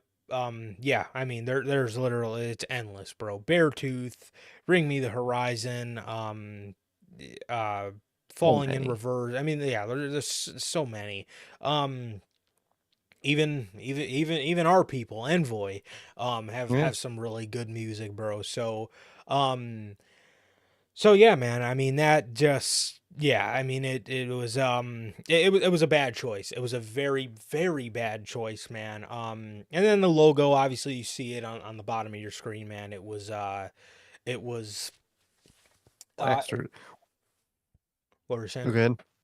Um, one thing so overall, if we're talking about the set and how the logo looked on like the barricades and whatnot, I liked it. Yeah, obviously there's the SDSS part, which is my only gripe because they are just putting the SD part on the logo for a lot of places. Like the Like mics for and like, stuff. yeah, dude, they gotta change that part, dude. The rest of the logo, like I said, is fine, but it looks like you got a big $ S on everything on SmackDown, and eh, it's just you focus on that too much. At least I do. Me too. And hopefully I get used to it and learn not to just look at a giant S, but yeah, it is a little it's a little bit of an eyesore a little bit. Yeah, Whenever I look at it, whenever I look at them with just that S logo, I literally just see a S. Um it's just there's no D in it, and I feel like that's what they went with, and I don't know why. Because yeah, SmackDown's the start of the whole word, but when people think SmackDown, they don't just think S, they think SD. So why would you try to make it look like it, but just an S? I don't get it. Maybe they're Me big neither. Superman fans. I don't fucking know. Either way, it does not look good. Yeah, aside from this, the fist did not make a return. It was the plain old video LED. board, just the LED board, no sort of prop, no fist breaking through the glass type stage, nothing. So I know Bleacher Report reported it, but it was not, at least yet, it was not a thing. I don't know if they're gonna do it when Raw moves to Netflix, so both of the shows can have a new stage. I don't know what the plan behind that is, but as far as this episode of SmackDown, the season premiere, there was no unique stage. It was the regular, regular just video board. So yeah, and then yeah, like I said, new network, same energy. That's exactly what this was, man. There was no inkling of any new intrigue on the show other than the bloodline, of course. Cody Rhodes opened the show with a steel cage match against Solo, which was actually very good. It was a very good match. Afterwards, the Bloodline came out. They were attacking Cody Rhodes, and then Roman came out, attacked Tamatanga and Tangaloa again. And Jacob Fatu was on the outside of the ring. He pulled Solo out of the ring, and Roman looked at Jacob and he told him, "Come here." When he was out on the outside of the cage, this man Jacob got in the ring and closed the cage door, and the Ooh, crowd fucking erupted. They lit. erupted, bro. Shit was insane. That standoff was fucking phenomenal, man. It was, I mean, yeah, man, the aura behind that standoff, bro, was there for sure. It was absolutely Hmm. there, and man, that was a sight to behold. Jacob Fatu standing across the ring, about to go at it with Roman Reigns, and then at the last second, Solo pulls him out from under the ring, and Solo pulls him out from under the ring, and obviously gets booed. But you know, if The Rock is gonna be facing Cody Rhodes at WrestleMania, do not be surprised if this is what WWE goes with, especially if they continue to keep these guys separated. Oh, 100%. I could definitely see Roman and Jacob Fatu being their Mania match with each other, dude. It's heat, and I think it would be fucking absolutely awesome. It absolutely would, bro. Um, so aside from that, Roman Reigns came out at the end of the show and called out, not called out Cody Rhodes, but he he gets on the mic and he basically just said, you know, even though he does not have his family's beads, he still is the head of the table, and he still is the not just the original tribal chief, but the only tribal chief in the family.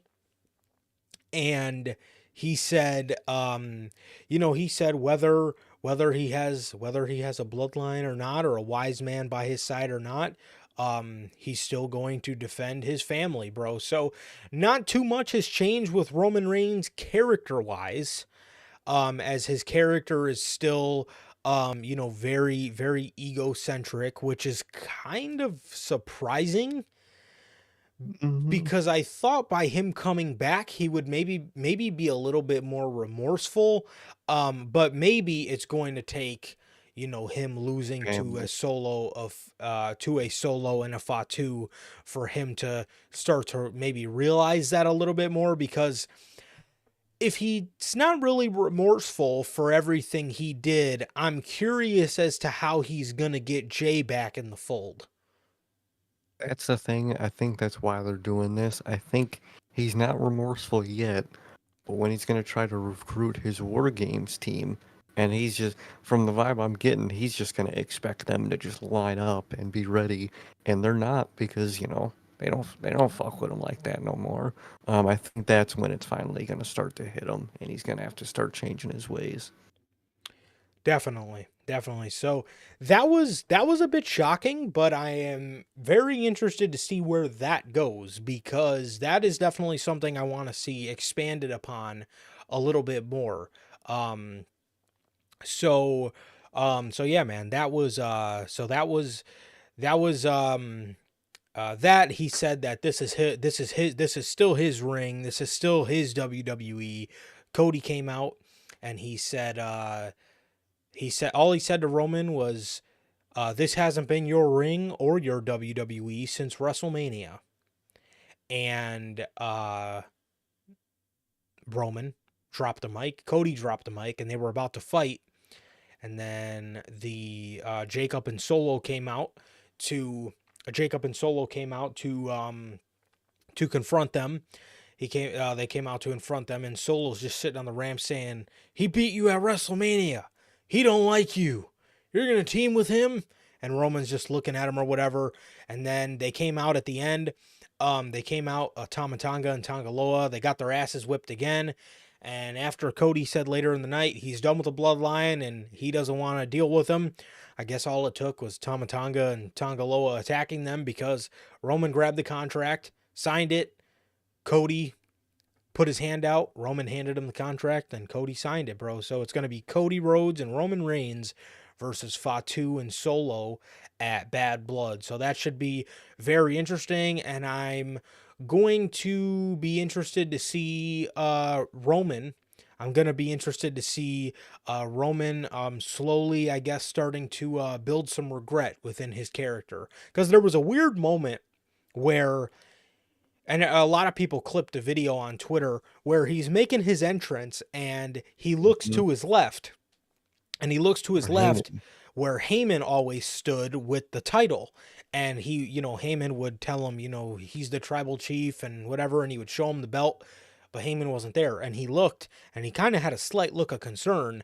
But then he went on the mic and continued to, show that he kind of showed us that there wasn't really too much development in the Roman Reigns character while he was gone, because he's still egotistical.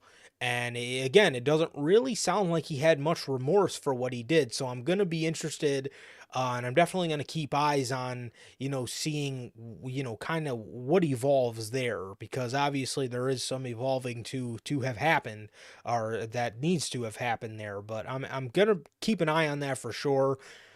But other than that stuff, man, that was basically it for SmackDown, bro. It was a completely uneventful season premiere. Literally, no, obviously the wrestling journalist got it wrong again. They said there's gonna be Cena there, there's gonna be Rock there. None of them showed up. There was nothing crazy or insanely special on the show. It was just an episode of SmackDown.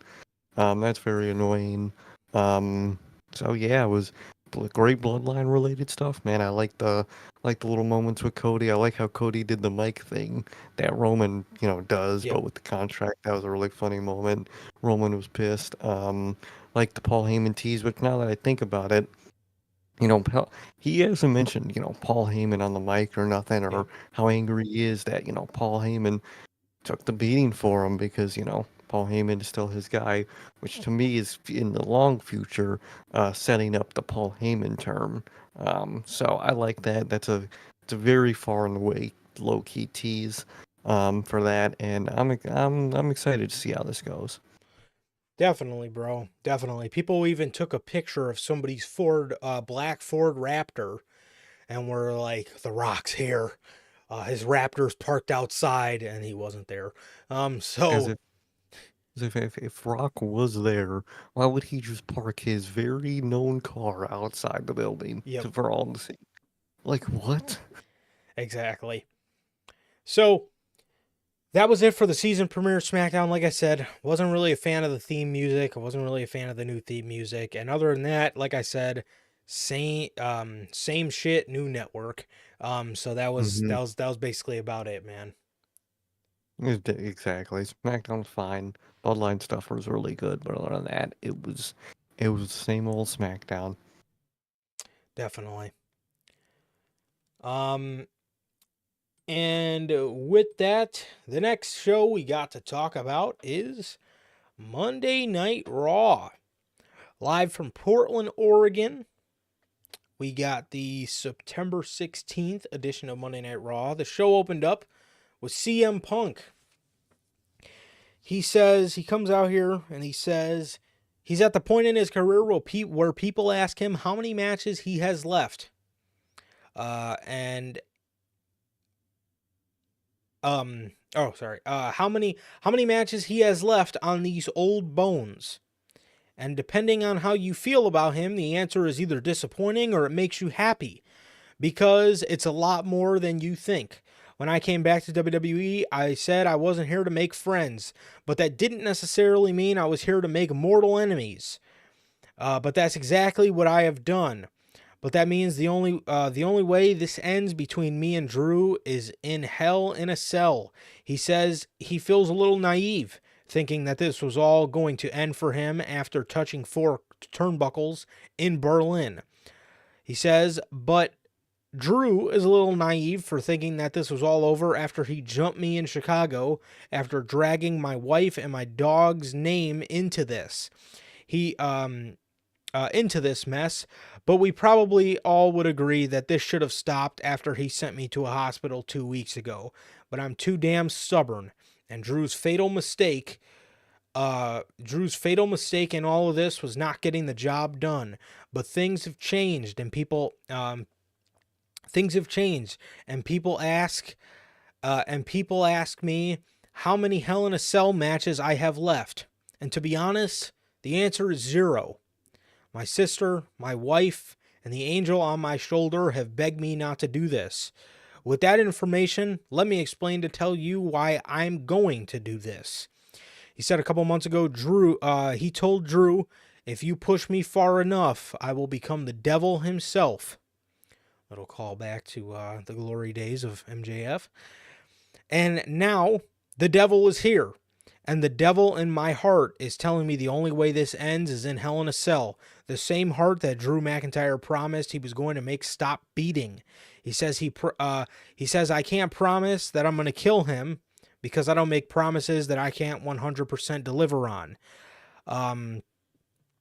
He says, but I can promise I'm going to make you bleed, and I can promise that you're going to have to kill me because I am prepared to die. I'm prepared for this heart to stop beating.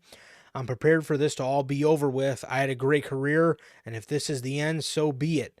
I am prepared for this to be the end of CM Punk, and if you're prepared for this to be the end of Drew McIntyre, then I'll see you in hell. Wow. This was a fiery promo. Punk had a low tone in his voice. He was almost talking with that deep voice that the audio from Brawl Out was picking up. Ugh. Dude, I love the fucked audio from fucking that media scrum. Dude, How he's just got the mic is just fucked and he's just got a super deep voice. That dude goated. But bro got the deep yeah, bass auto tune on as he's just empty headed fucking dumb fuck. who's like, bro, you sound like my last mic when you're fucking talking right up to it. Fucking horrible. Dude, what mics was TK paying for, bro? I Oh don't know. man. But really good promo. I like the the vibe that CM Punk gave in it. I like what he said. Again, no no reference to what happened all the way back in the past. But at this point, I genuinely don't think we're gonna get that Yeah, information. me So neither. we're working with what we got, and what we got was pretty good tonight. It was, and I love how Punk did not start the promo with "Isn't it great to be alive on a Monday night in Portland?" And then proceed to tell us about how the show's sold out and the company's hot, WWE's hot, they're on a hot streak, he's on a hot streak, he's selling it. Dude, enough. I love how this was straight to the point. This was serious. He talked in a low tone. And again, he wasn't out there talking about the company and how great the company. I don't want to hear that. Okay. I want to hear CM Punk, and I want to hear a fired up CM Punk because he's in a situation where he needs to be fired up. Um, Talk about how hot the company is and the ratings on pay-per-view media. Talk about that when fucking Ariel Helwani comes up to you with a mic and he's asking you how the company's doing. Talk about it then. Exactly. Don't talk about it. Don't talk about it. You don't got to talk about the shit every Monday night. It's like, Wave the what do you think? company flag every week. What do you think? We fucking hate hacks. Every fucking pro. I'm glad to be here. I love to be here. I love my wife. I love my daughter. I'll be here for them. And I love that I'm here every week. And I don't want to hear it. And I don't want to hear it from Punk either. Me neither, bro. Yeah, me neither. I really don't. I really don't. And this was great. Yeah, like I said, the promo, it was to the point, and I love the ending line was probably one of the coldest. Hell in a Cell. Usually everybody hits the "See you in hell" line, but this was probably one of the coldest ones. This was awesome. He said, "I'm prepared for this to be the end of CM Punk, and if you're prepared for this to be the end of Drew McIntyre, then I'll see you in hell." That was pretty cool. I like that a lot. So that was a very cool delivery, and yeah, it was to the point. It was serious. He wasn't messing around, and it was just straight up, just fired up, pissed CM Punk. And that I can appreciate, man. I really love that. And yeah, that was very good. So yeah, hats off to them on that one, man. And this was a very good promo here. Definitely very good. Very great from Punk. Glad we got a different, better version of Punk, on the mic than what we've been getting. And I like what they did here. Definitely. Pete Dunne defeated Sheamus. Pete went to bring the shillelagh in the ring, and Sheamus grabbed it from him. And when the ref wasn't looking, trying to get the shillelagh out of the ring, Pete grabbed his cricket bat and hit Sheamus with it. He then got in the ring and gave him a bicycle kick. I don't know if it was supposed to be like a brogue kick, but it really didn't come off like that at all. But it was, yeah, like I said, it was sort of like a bicycle kick. It wasn't really like a brogue kick. I mean, I don't know if he was going for that, but he hit him with a bicycle kick, and that was the end of that match, man. So good win for Pete Dunne, and I guess good progression in the storyline. Actually giving Pete a win. I believe they're both 1-1 now. So good stuff. Good stuff. I like what they're doing there. I like the little mini feud they got, man. Yeah. Jay is backstage. He walks up to Damien and he says, "What's up?" And he then looks at Rhea and he just stares at her. And he says, I know you're not gonna ask for help because I know how you get down, but just know I'ma have eyes on your match tonight. Xavier Woods walks up and he says, "Hey, we've all had our differences in the past, but we all have a problem with the Judgment Day." He says him and Kofi can be champs for the 13th time tonight, and he tells Priest, when you were champ, you wanted to go out alone so you could prove to everybody that you belong. Well, tonight, me and Kofi want to go out there alone, and that's all I'm asking. And here goes Damian Priest. Here he comes. Oh, He goes, that's fine. Just do us all a favor and whoop they asses and take them titles. no. I swear to you, he Okay. said that. He said, whoop they asses and take them titles. As he's doing his hand thing, just do me a Whoop, favor. Whoop yes. they asses and take them titles. Fucking Priest, bro. This guy is a meme. I can't believe I'm saying this, but where's a Vince McMahon script when you need one? Oh, Fucking give it to this fucking guy. Do not let him just cut his own promos. Give him a script for whoop they asses in his fucking overly fucking deep voice. Whoop they asses. Look, bro, cut the shit. Stop fucking talking. whoop they asses. Okay. He needs to shut their ass up because, good God, he does not know how to fucking talk. No, not at all. So that was that. Obviously this would become very interesting a little later in the night. Miz. Miz is backstage and he asked Braun Strowman, hey, what did you mean last week when you said I was no match for Bronson Reed? Braun says, look, man, I didn't mean any disrespect by that. I just meant sometimes it takes a monster to beat a monster. Miz says, all right, I understand. I understand. I'm no monster. Just go get him. Braun says, yes, sir, as he continues to work out with his resistance band. So that was that. I guess just I feel like they're slowly building something with Miz. This is the second time where he's been sort of doubting himself. And people, I guess, have been doubting him. So I feel like this is the slow start to an interesting story with Miz. And if Triple H is able to pull off an interesting storyline with Miz in 2024, then man, And he's cool. I was gonna say we might have something special on our hands with this Paul Levesque guy. I was gonna say, because that's a damn near impossible task, man.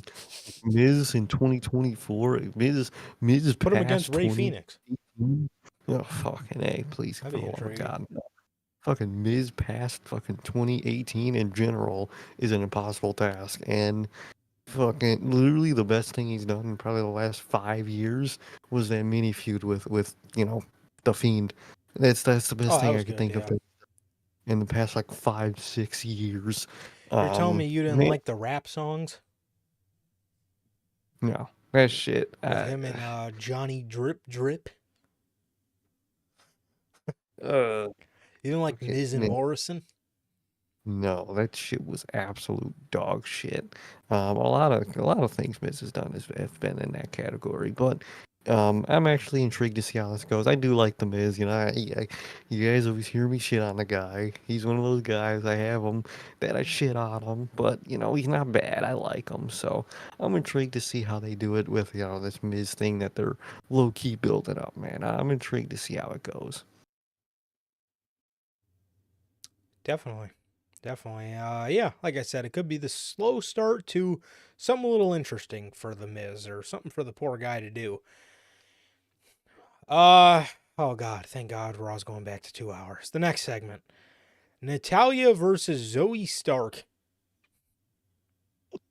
Fuck yeah, dude. Wade Barrett said when Natty got in the ring and when her entrance was almost done, he says, the crowd exploded when Natalia's music hit. Ah, man. Uh, I don't know what you were watching, Wade, but I didn't see none of that. I did not. I looked at the crowd. In fact, I rewinded because I said to myself, I am Yeah, almost Mr. Pop. I was gonna say I know I'm almost positive I didn't hear no pop going on.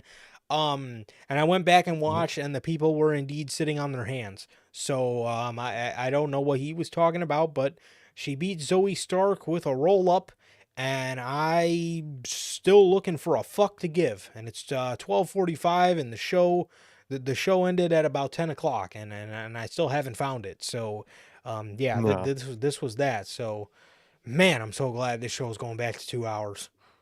Oh, thank God. We could trim a lot of this fucking fat off of this show. Yeah. And Pure Fusion, random like Natalia shit, Oh, carrying cross. Good riddance. so I don't know, but Triple H may have given up on the Final Testament. We haven't seen them in weeks, but thank God, because man, that was a rough Oh, act. yeah, the final testament was the final nail in the coffin for that shit, man. That Yeah. that shit was ass. I'm sorry. Finn Balor is backstage. He goes, well, Rhea Ripley's backstage, and she's doing an interview with Kathy, and Finn walks up wearing his new Judgment Day Street Trash t-shirt. Bro, Damian Priest is the one that's Street Trash. Why? We said this when they were thinking about changing the name to Street Trash. Um, why is Judgment Day going by the Street Trash moniker when it was Damian Priest who was called Street Trash? It was an insult to the guy that main their main fucking villain. Their main op is street trash, not them. Like what? It makes no sense. Hate that they already like, and it gives and the wearing the shirt gives me a real old school, pre Triple H regime WWE vibe where they couldn't do something and they're annoyed about it, so they got to do like a version of it. They couldn't call them street trash till they're wearing street trash merch. It just gives old Vince McMahon regime vibes. Please stop doing shit like that. For sure. So he walks up wearing his Street Trash t-shirt, and he said he's been meaning to tell Rhea something for a long time. You're just as bad as Damian Priest. He said, we were a family and you acted like you cared. You acted like you cared, but the only thing you cared about was yourself. And he says, and I'm tired of you blaming me for everything that's went on with the Judgment Day. He says there's a reason why I wasn't world champion. He says, you and Damien are the reason why I wasn't world champion last year, and you guys are the reason everything went wrong with Judgment Day. Rhea says, what we're not going to do is blatantly lie to my face and try to rewrite history to hide your ego problems. We were a family. All I ever did was try to get opportunities for us and stop you boys from fighting every week because I loved my family. But if you want to make us the bad guys in your fictional world, if sorry, if you guys want to make us the bad guys in your fictional world, because of our bad blood, then we can see how bad, then you guys can see how bad we can truly be. Finn says, okay, there's one more thing I wanted to tell you, and I wanted it to come from me. When Liv was putting the moves on Dom and he was trying to resist? I was the devil on his shoulder.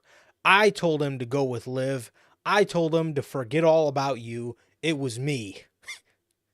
Wow. That is fucking hilarious. A true demon, bro. A true Yeah, demon. bro, your man is just looking over his shoulder and be like, man, text her back. Man, Yeah, that you that like, that definitely sounds like a bit of a flex move for sure. yeah, exactly. It sounds like a lot of people move, man, and that's fucking hilarious. Yeah, it definitely is, bro. So Toxic King. Rhea's Rhea is steaming mad at this point, and Jay walks up behind Rhea and he says, "Do we have a problem here?" Finn says, "Nope, just two old friends catching up."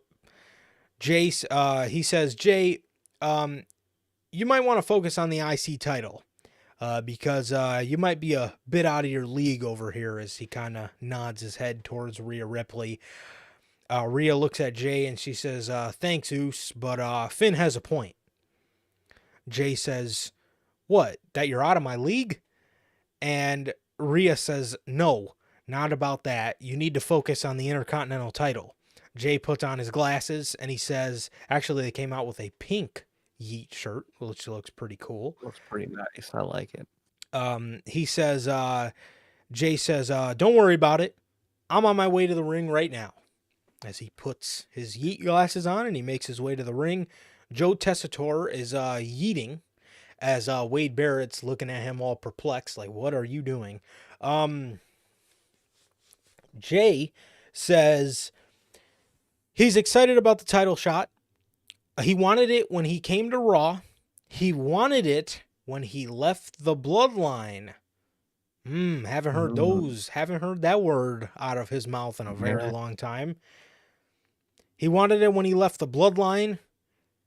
Now, when he gets the IC championship, he's going to fulfill his promise and finally become main event Jey Uso. Braun comes out and he says, do we have any dogs barking in Portland? As you hear the barks, he says, I told you to stay away. Yeah, here you are with this relentless pursuit for the Intercontinental Championship. He has heard Jay's story. So inspiring. You're out here trying to prove that you can do this by yourself and that you can succeed as a single star and you don't need your family. He says, but I did my homework since the last time we spoke. He says, there's no doubt you're a star. There's no doubt that the fans love you. But the funny thing is, you've been around for 14 years. You've been around on this roster for 14 years. And I have done more in 6 months than you've done in all 14 years. And the kicker is, I didn't need my father. I didn't need my uncle.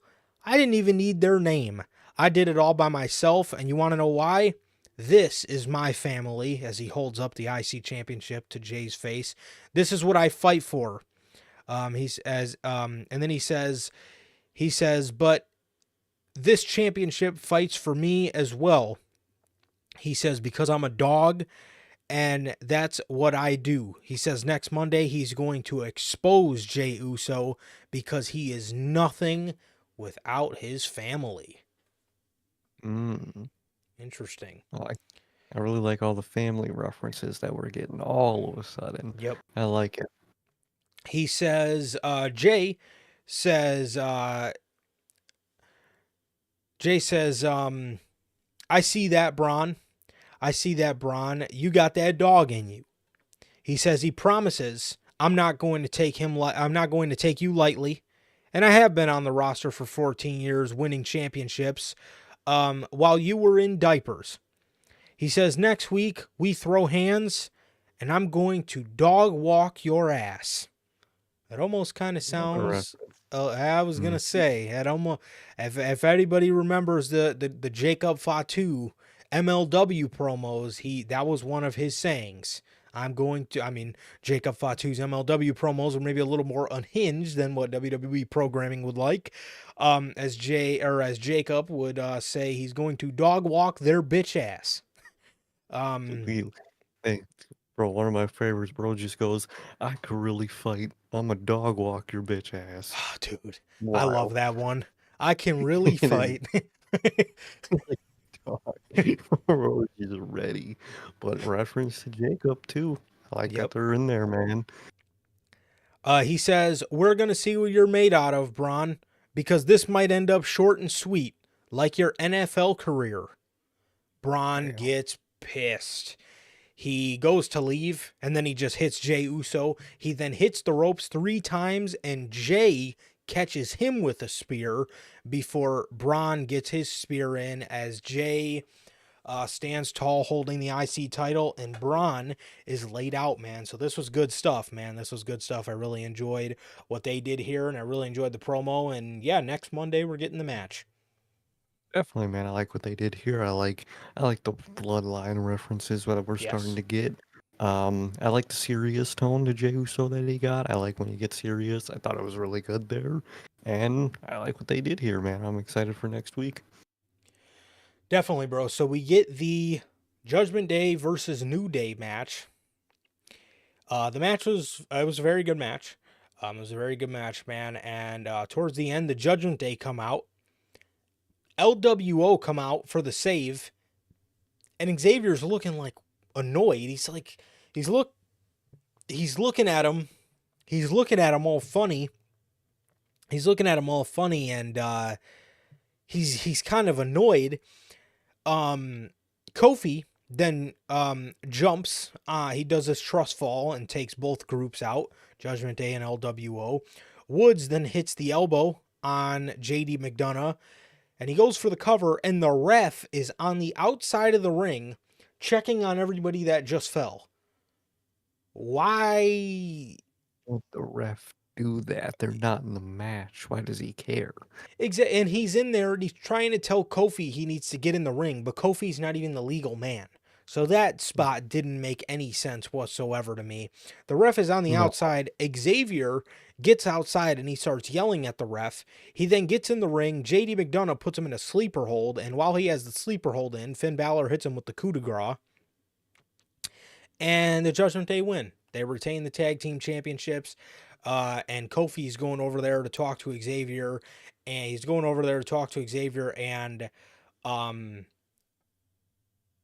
Xavier starts pushing Kofi Kingston off of him, saying, this is ridiculous. You do this every time. And he says, something has to change Mm. as he walks out of the ring, man.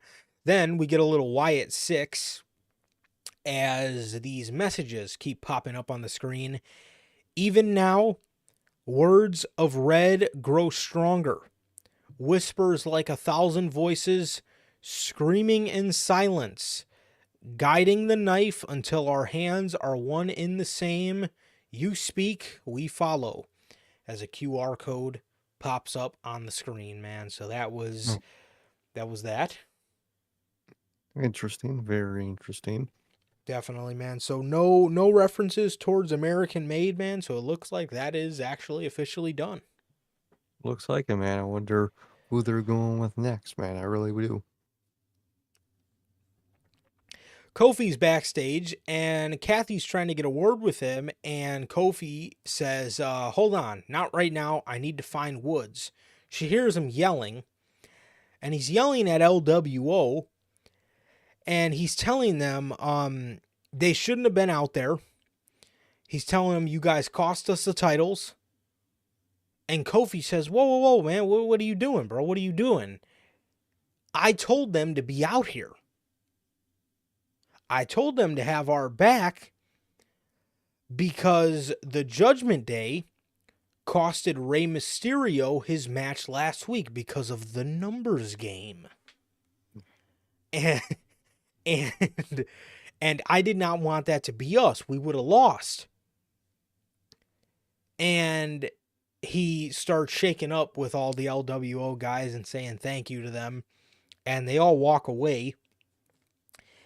And Xavier says, oh, so now we need help. Kofi then says to him, well, we didn't need help before because we had E, but now it's just me and you. Xavier says, there it is. What do you mean it's just me and you? Are you saying we're not good enough? We're not good without Big E? Are you saying I'm not good enough?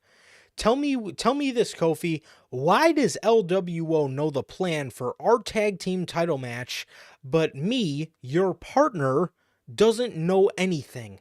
You keep leaving me in the dark. I don't even know what the hell is going on anymore. And he just walks off.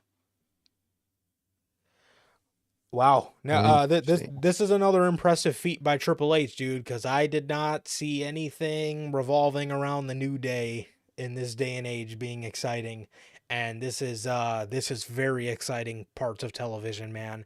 and this is very interesting stuff here. Very interesting. I'm very intrigued to see where this is going, what direction, how it's changed, with the Odyssey Jones, departure.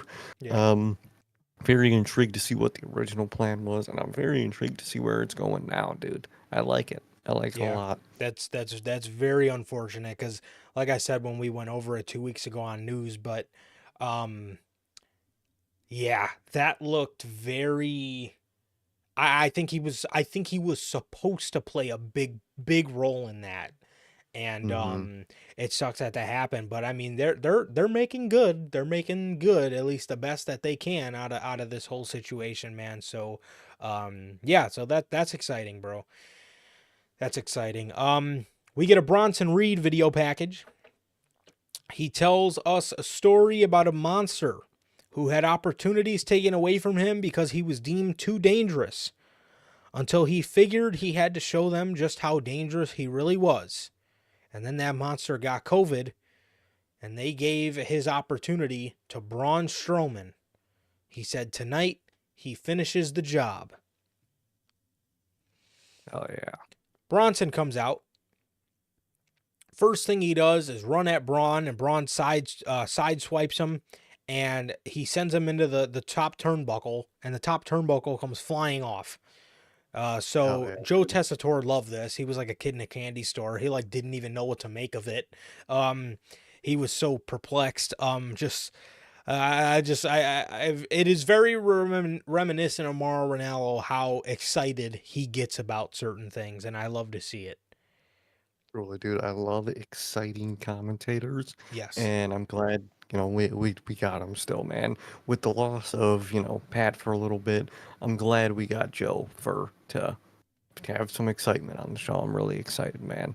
Fucking way better than Wednesdays, I'll tell you that. Oh, Fucking makes me depressed. dude, it's horrible.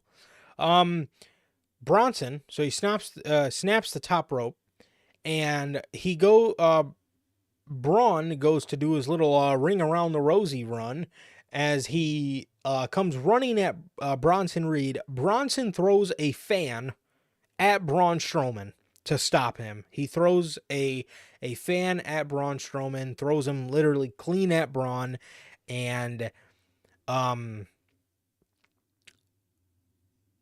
Crazy. Bronson then walks over by the timekeeper's area as Braun is down. Braun gathers himself and runs Bronson Reed through the barricade. Bronson Reed is then walking away through the crowd. This I did not like. Why is he walking away? Um, that You just got fucking annihilated through the barricade.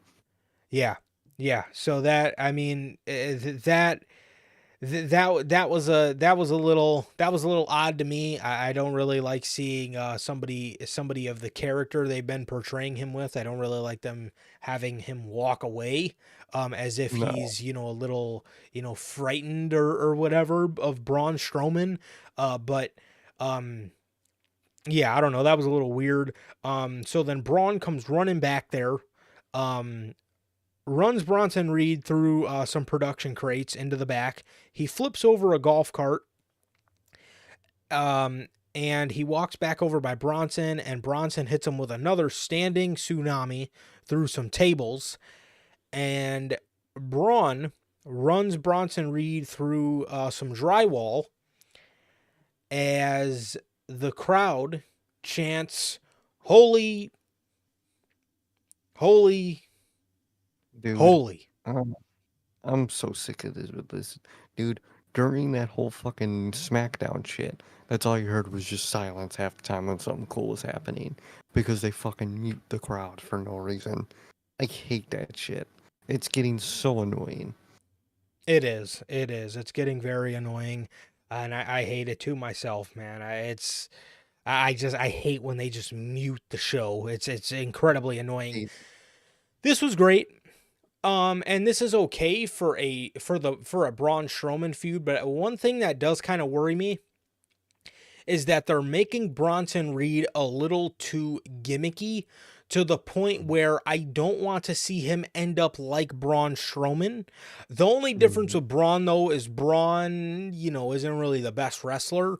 You know what I I mean? So get he it. didn't have that to fall back on. Bronson is a great wrestler, so he does have that to fall back on, but I don't want them to just overly have him do gimmick spots to have him get No. over. I would like to see him actually climb the ranks of Monday Night Raw and actually keep going after top level guys to sort of stake a claim on the show. I think that would be nice. And like I said, because that's exactly what they did with Braun Strowman. He was just gimmick spot after gimmick spot after gimmick spot.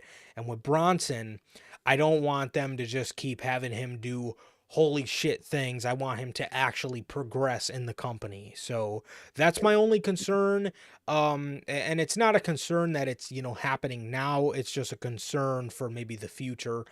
So I really hope that they are mindful of that and don't take that direction with Bronson Reed. So yeah, man. But other than that, man, I thought this was fine. Obviously, we're seeing Braun get the last laugh, so obviously, I'm definitely going to be waiting to see Bronson clap back and end the feud off strong. But yeah, as long as we just keep Bronson looking strong and keep having him attack legit guys, I'll be happy. But yeah. No, 100%. I hope they don't try to brawn him where they just hide him behind gimmick matches for, in, Bronson's case, no reason because there's nothing you need to hide. He can wrestle. So I hope they don't do that, but the feud's probably gonna end soon, man, and I hope it ends and it was great and I hope they are able to move on. For sure. So, Sammy comes out here for a promo and he says he has been locked in the memory of last week because it was motivating to him to hear Brett talk about what it meant to him to be a champion. And all Sammy could think is how he needs that to be him. But unfortunately, our world champion has declined every challenge that I've put out.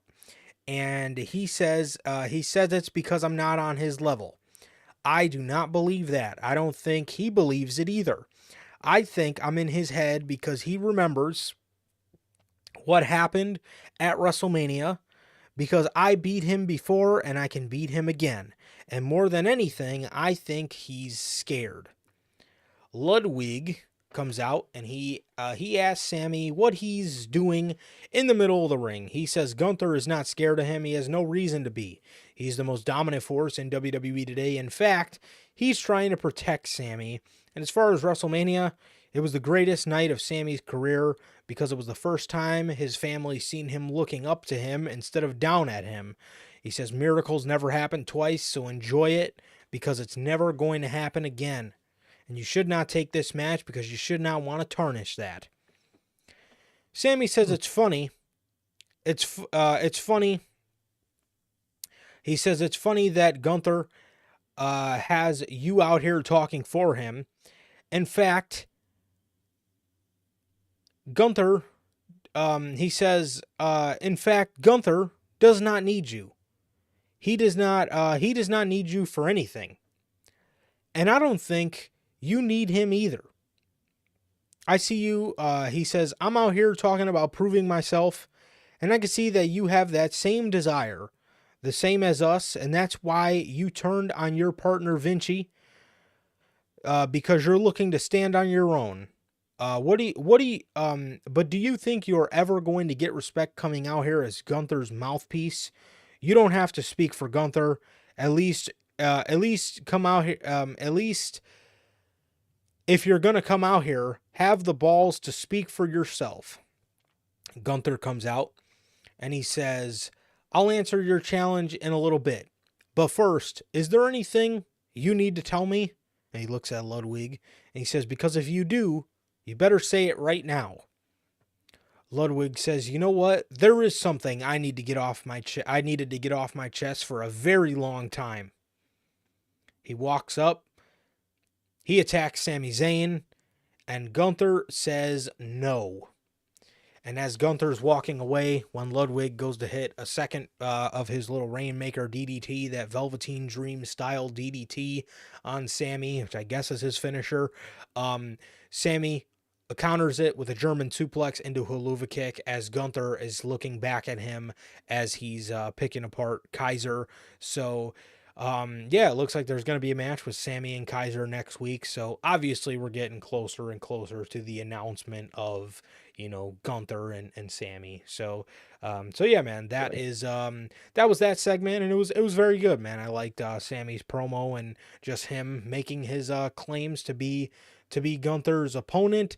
Even though I may not agree with the match going down, I guess if it's going to if it's going to yeah, I don't know, make put Sami Zayn's character in a bit of a depressed hole, it might be good after all. Exactly. Whatever gets us, to War Games, obviously, man. So I'm intrigued to see how it goes. It was a good promo, and I'm really intrigued to see the aftermath of the match more than anything.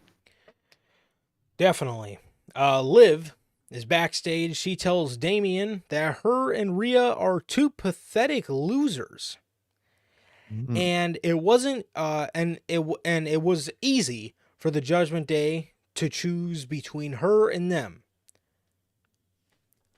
Damien says, "I'm surprised somebody in the Judgment Day has a set of balls, and you better cherish them because when Rhea gets a hold of you, she's gonna shove them down your throat. And tonight, I'm Uh, gonna put down your scumbag boyfriend." Wow, she's gonna take her balls and shove them down her throat. uh, Oh, choice of words there, Damien. uh, I don't know if you're talking to Liv or Matt Riddle, but oh, don't know brother. what you're doing. Don't know what you're doing there, man. But classic, Damian Priest brawl where he's just doing too much, man. Gotta love it. Um, yeah. Io defeated Bianca. Bianca went for the KOD, which was then reversed into a small package. So I guess we have our next challengers for Jade and Bianca. Looks like it'll most likely end up being Damage Control. So Mm, yeah, that was fun. that. Um, EO, or sorry, not EO, American Made was doing a video package hyping up their post Wyatt 6 runs, acting like they were acting like a bunch of no pun intended, but they were acting like a bunch of chads. They were in the gym. They were they were working out. They were slapping each other in the face, lifting weights. Brutus Creed was talking about something pencil neck geeks as he's just laughing like a fucking chad. And Yeah, this was very good. They were on like a army Humvee waving around an American flag just in their muscle shirts, and I really like I really like the vibe of this group, and I'm glad that I'm glad the company trusts Gable enough to give him his own faction, but seriously, I need them I need them to start feuding with somebody like the LWO, or just give them a feud where they can just fucking destroy a group. Um Exactly. just Give them a group. They just fucking outclass them in every way. Yes. Yes. You got to give them something because obviously the Wyatt 6 feud, the Wyatt 6 had to go over, but now Mhm. you gotta, like I said, you gotta put them against like an LWO or a New Day or a Final Testament, or just obviously New Day would be very cool for the character, the story of the whole thing of them getting their asses beat. But you gotta give them a group that they can just, like I said again.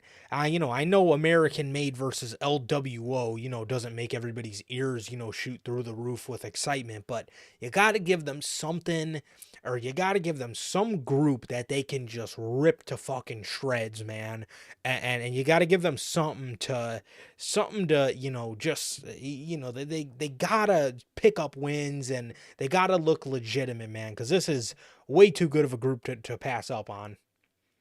No, 100%. I think it's way too good of a group to fumble or to just be a part of the roster, you do great with them, and I hope they do. And you got to put them against someone where they outclass them and they prove how good they all are. 100%. 100%. So Kaiser was in the back, and he is very upset at Sami Zayn.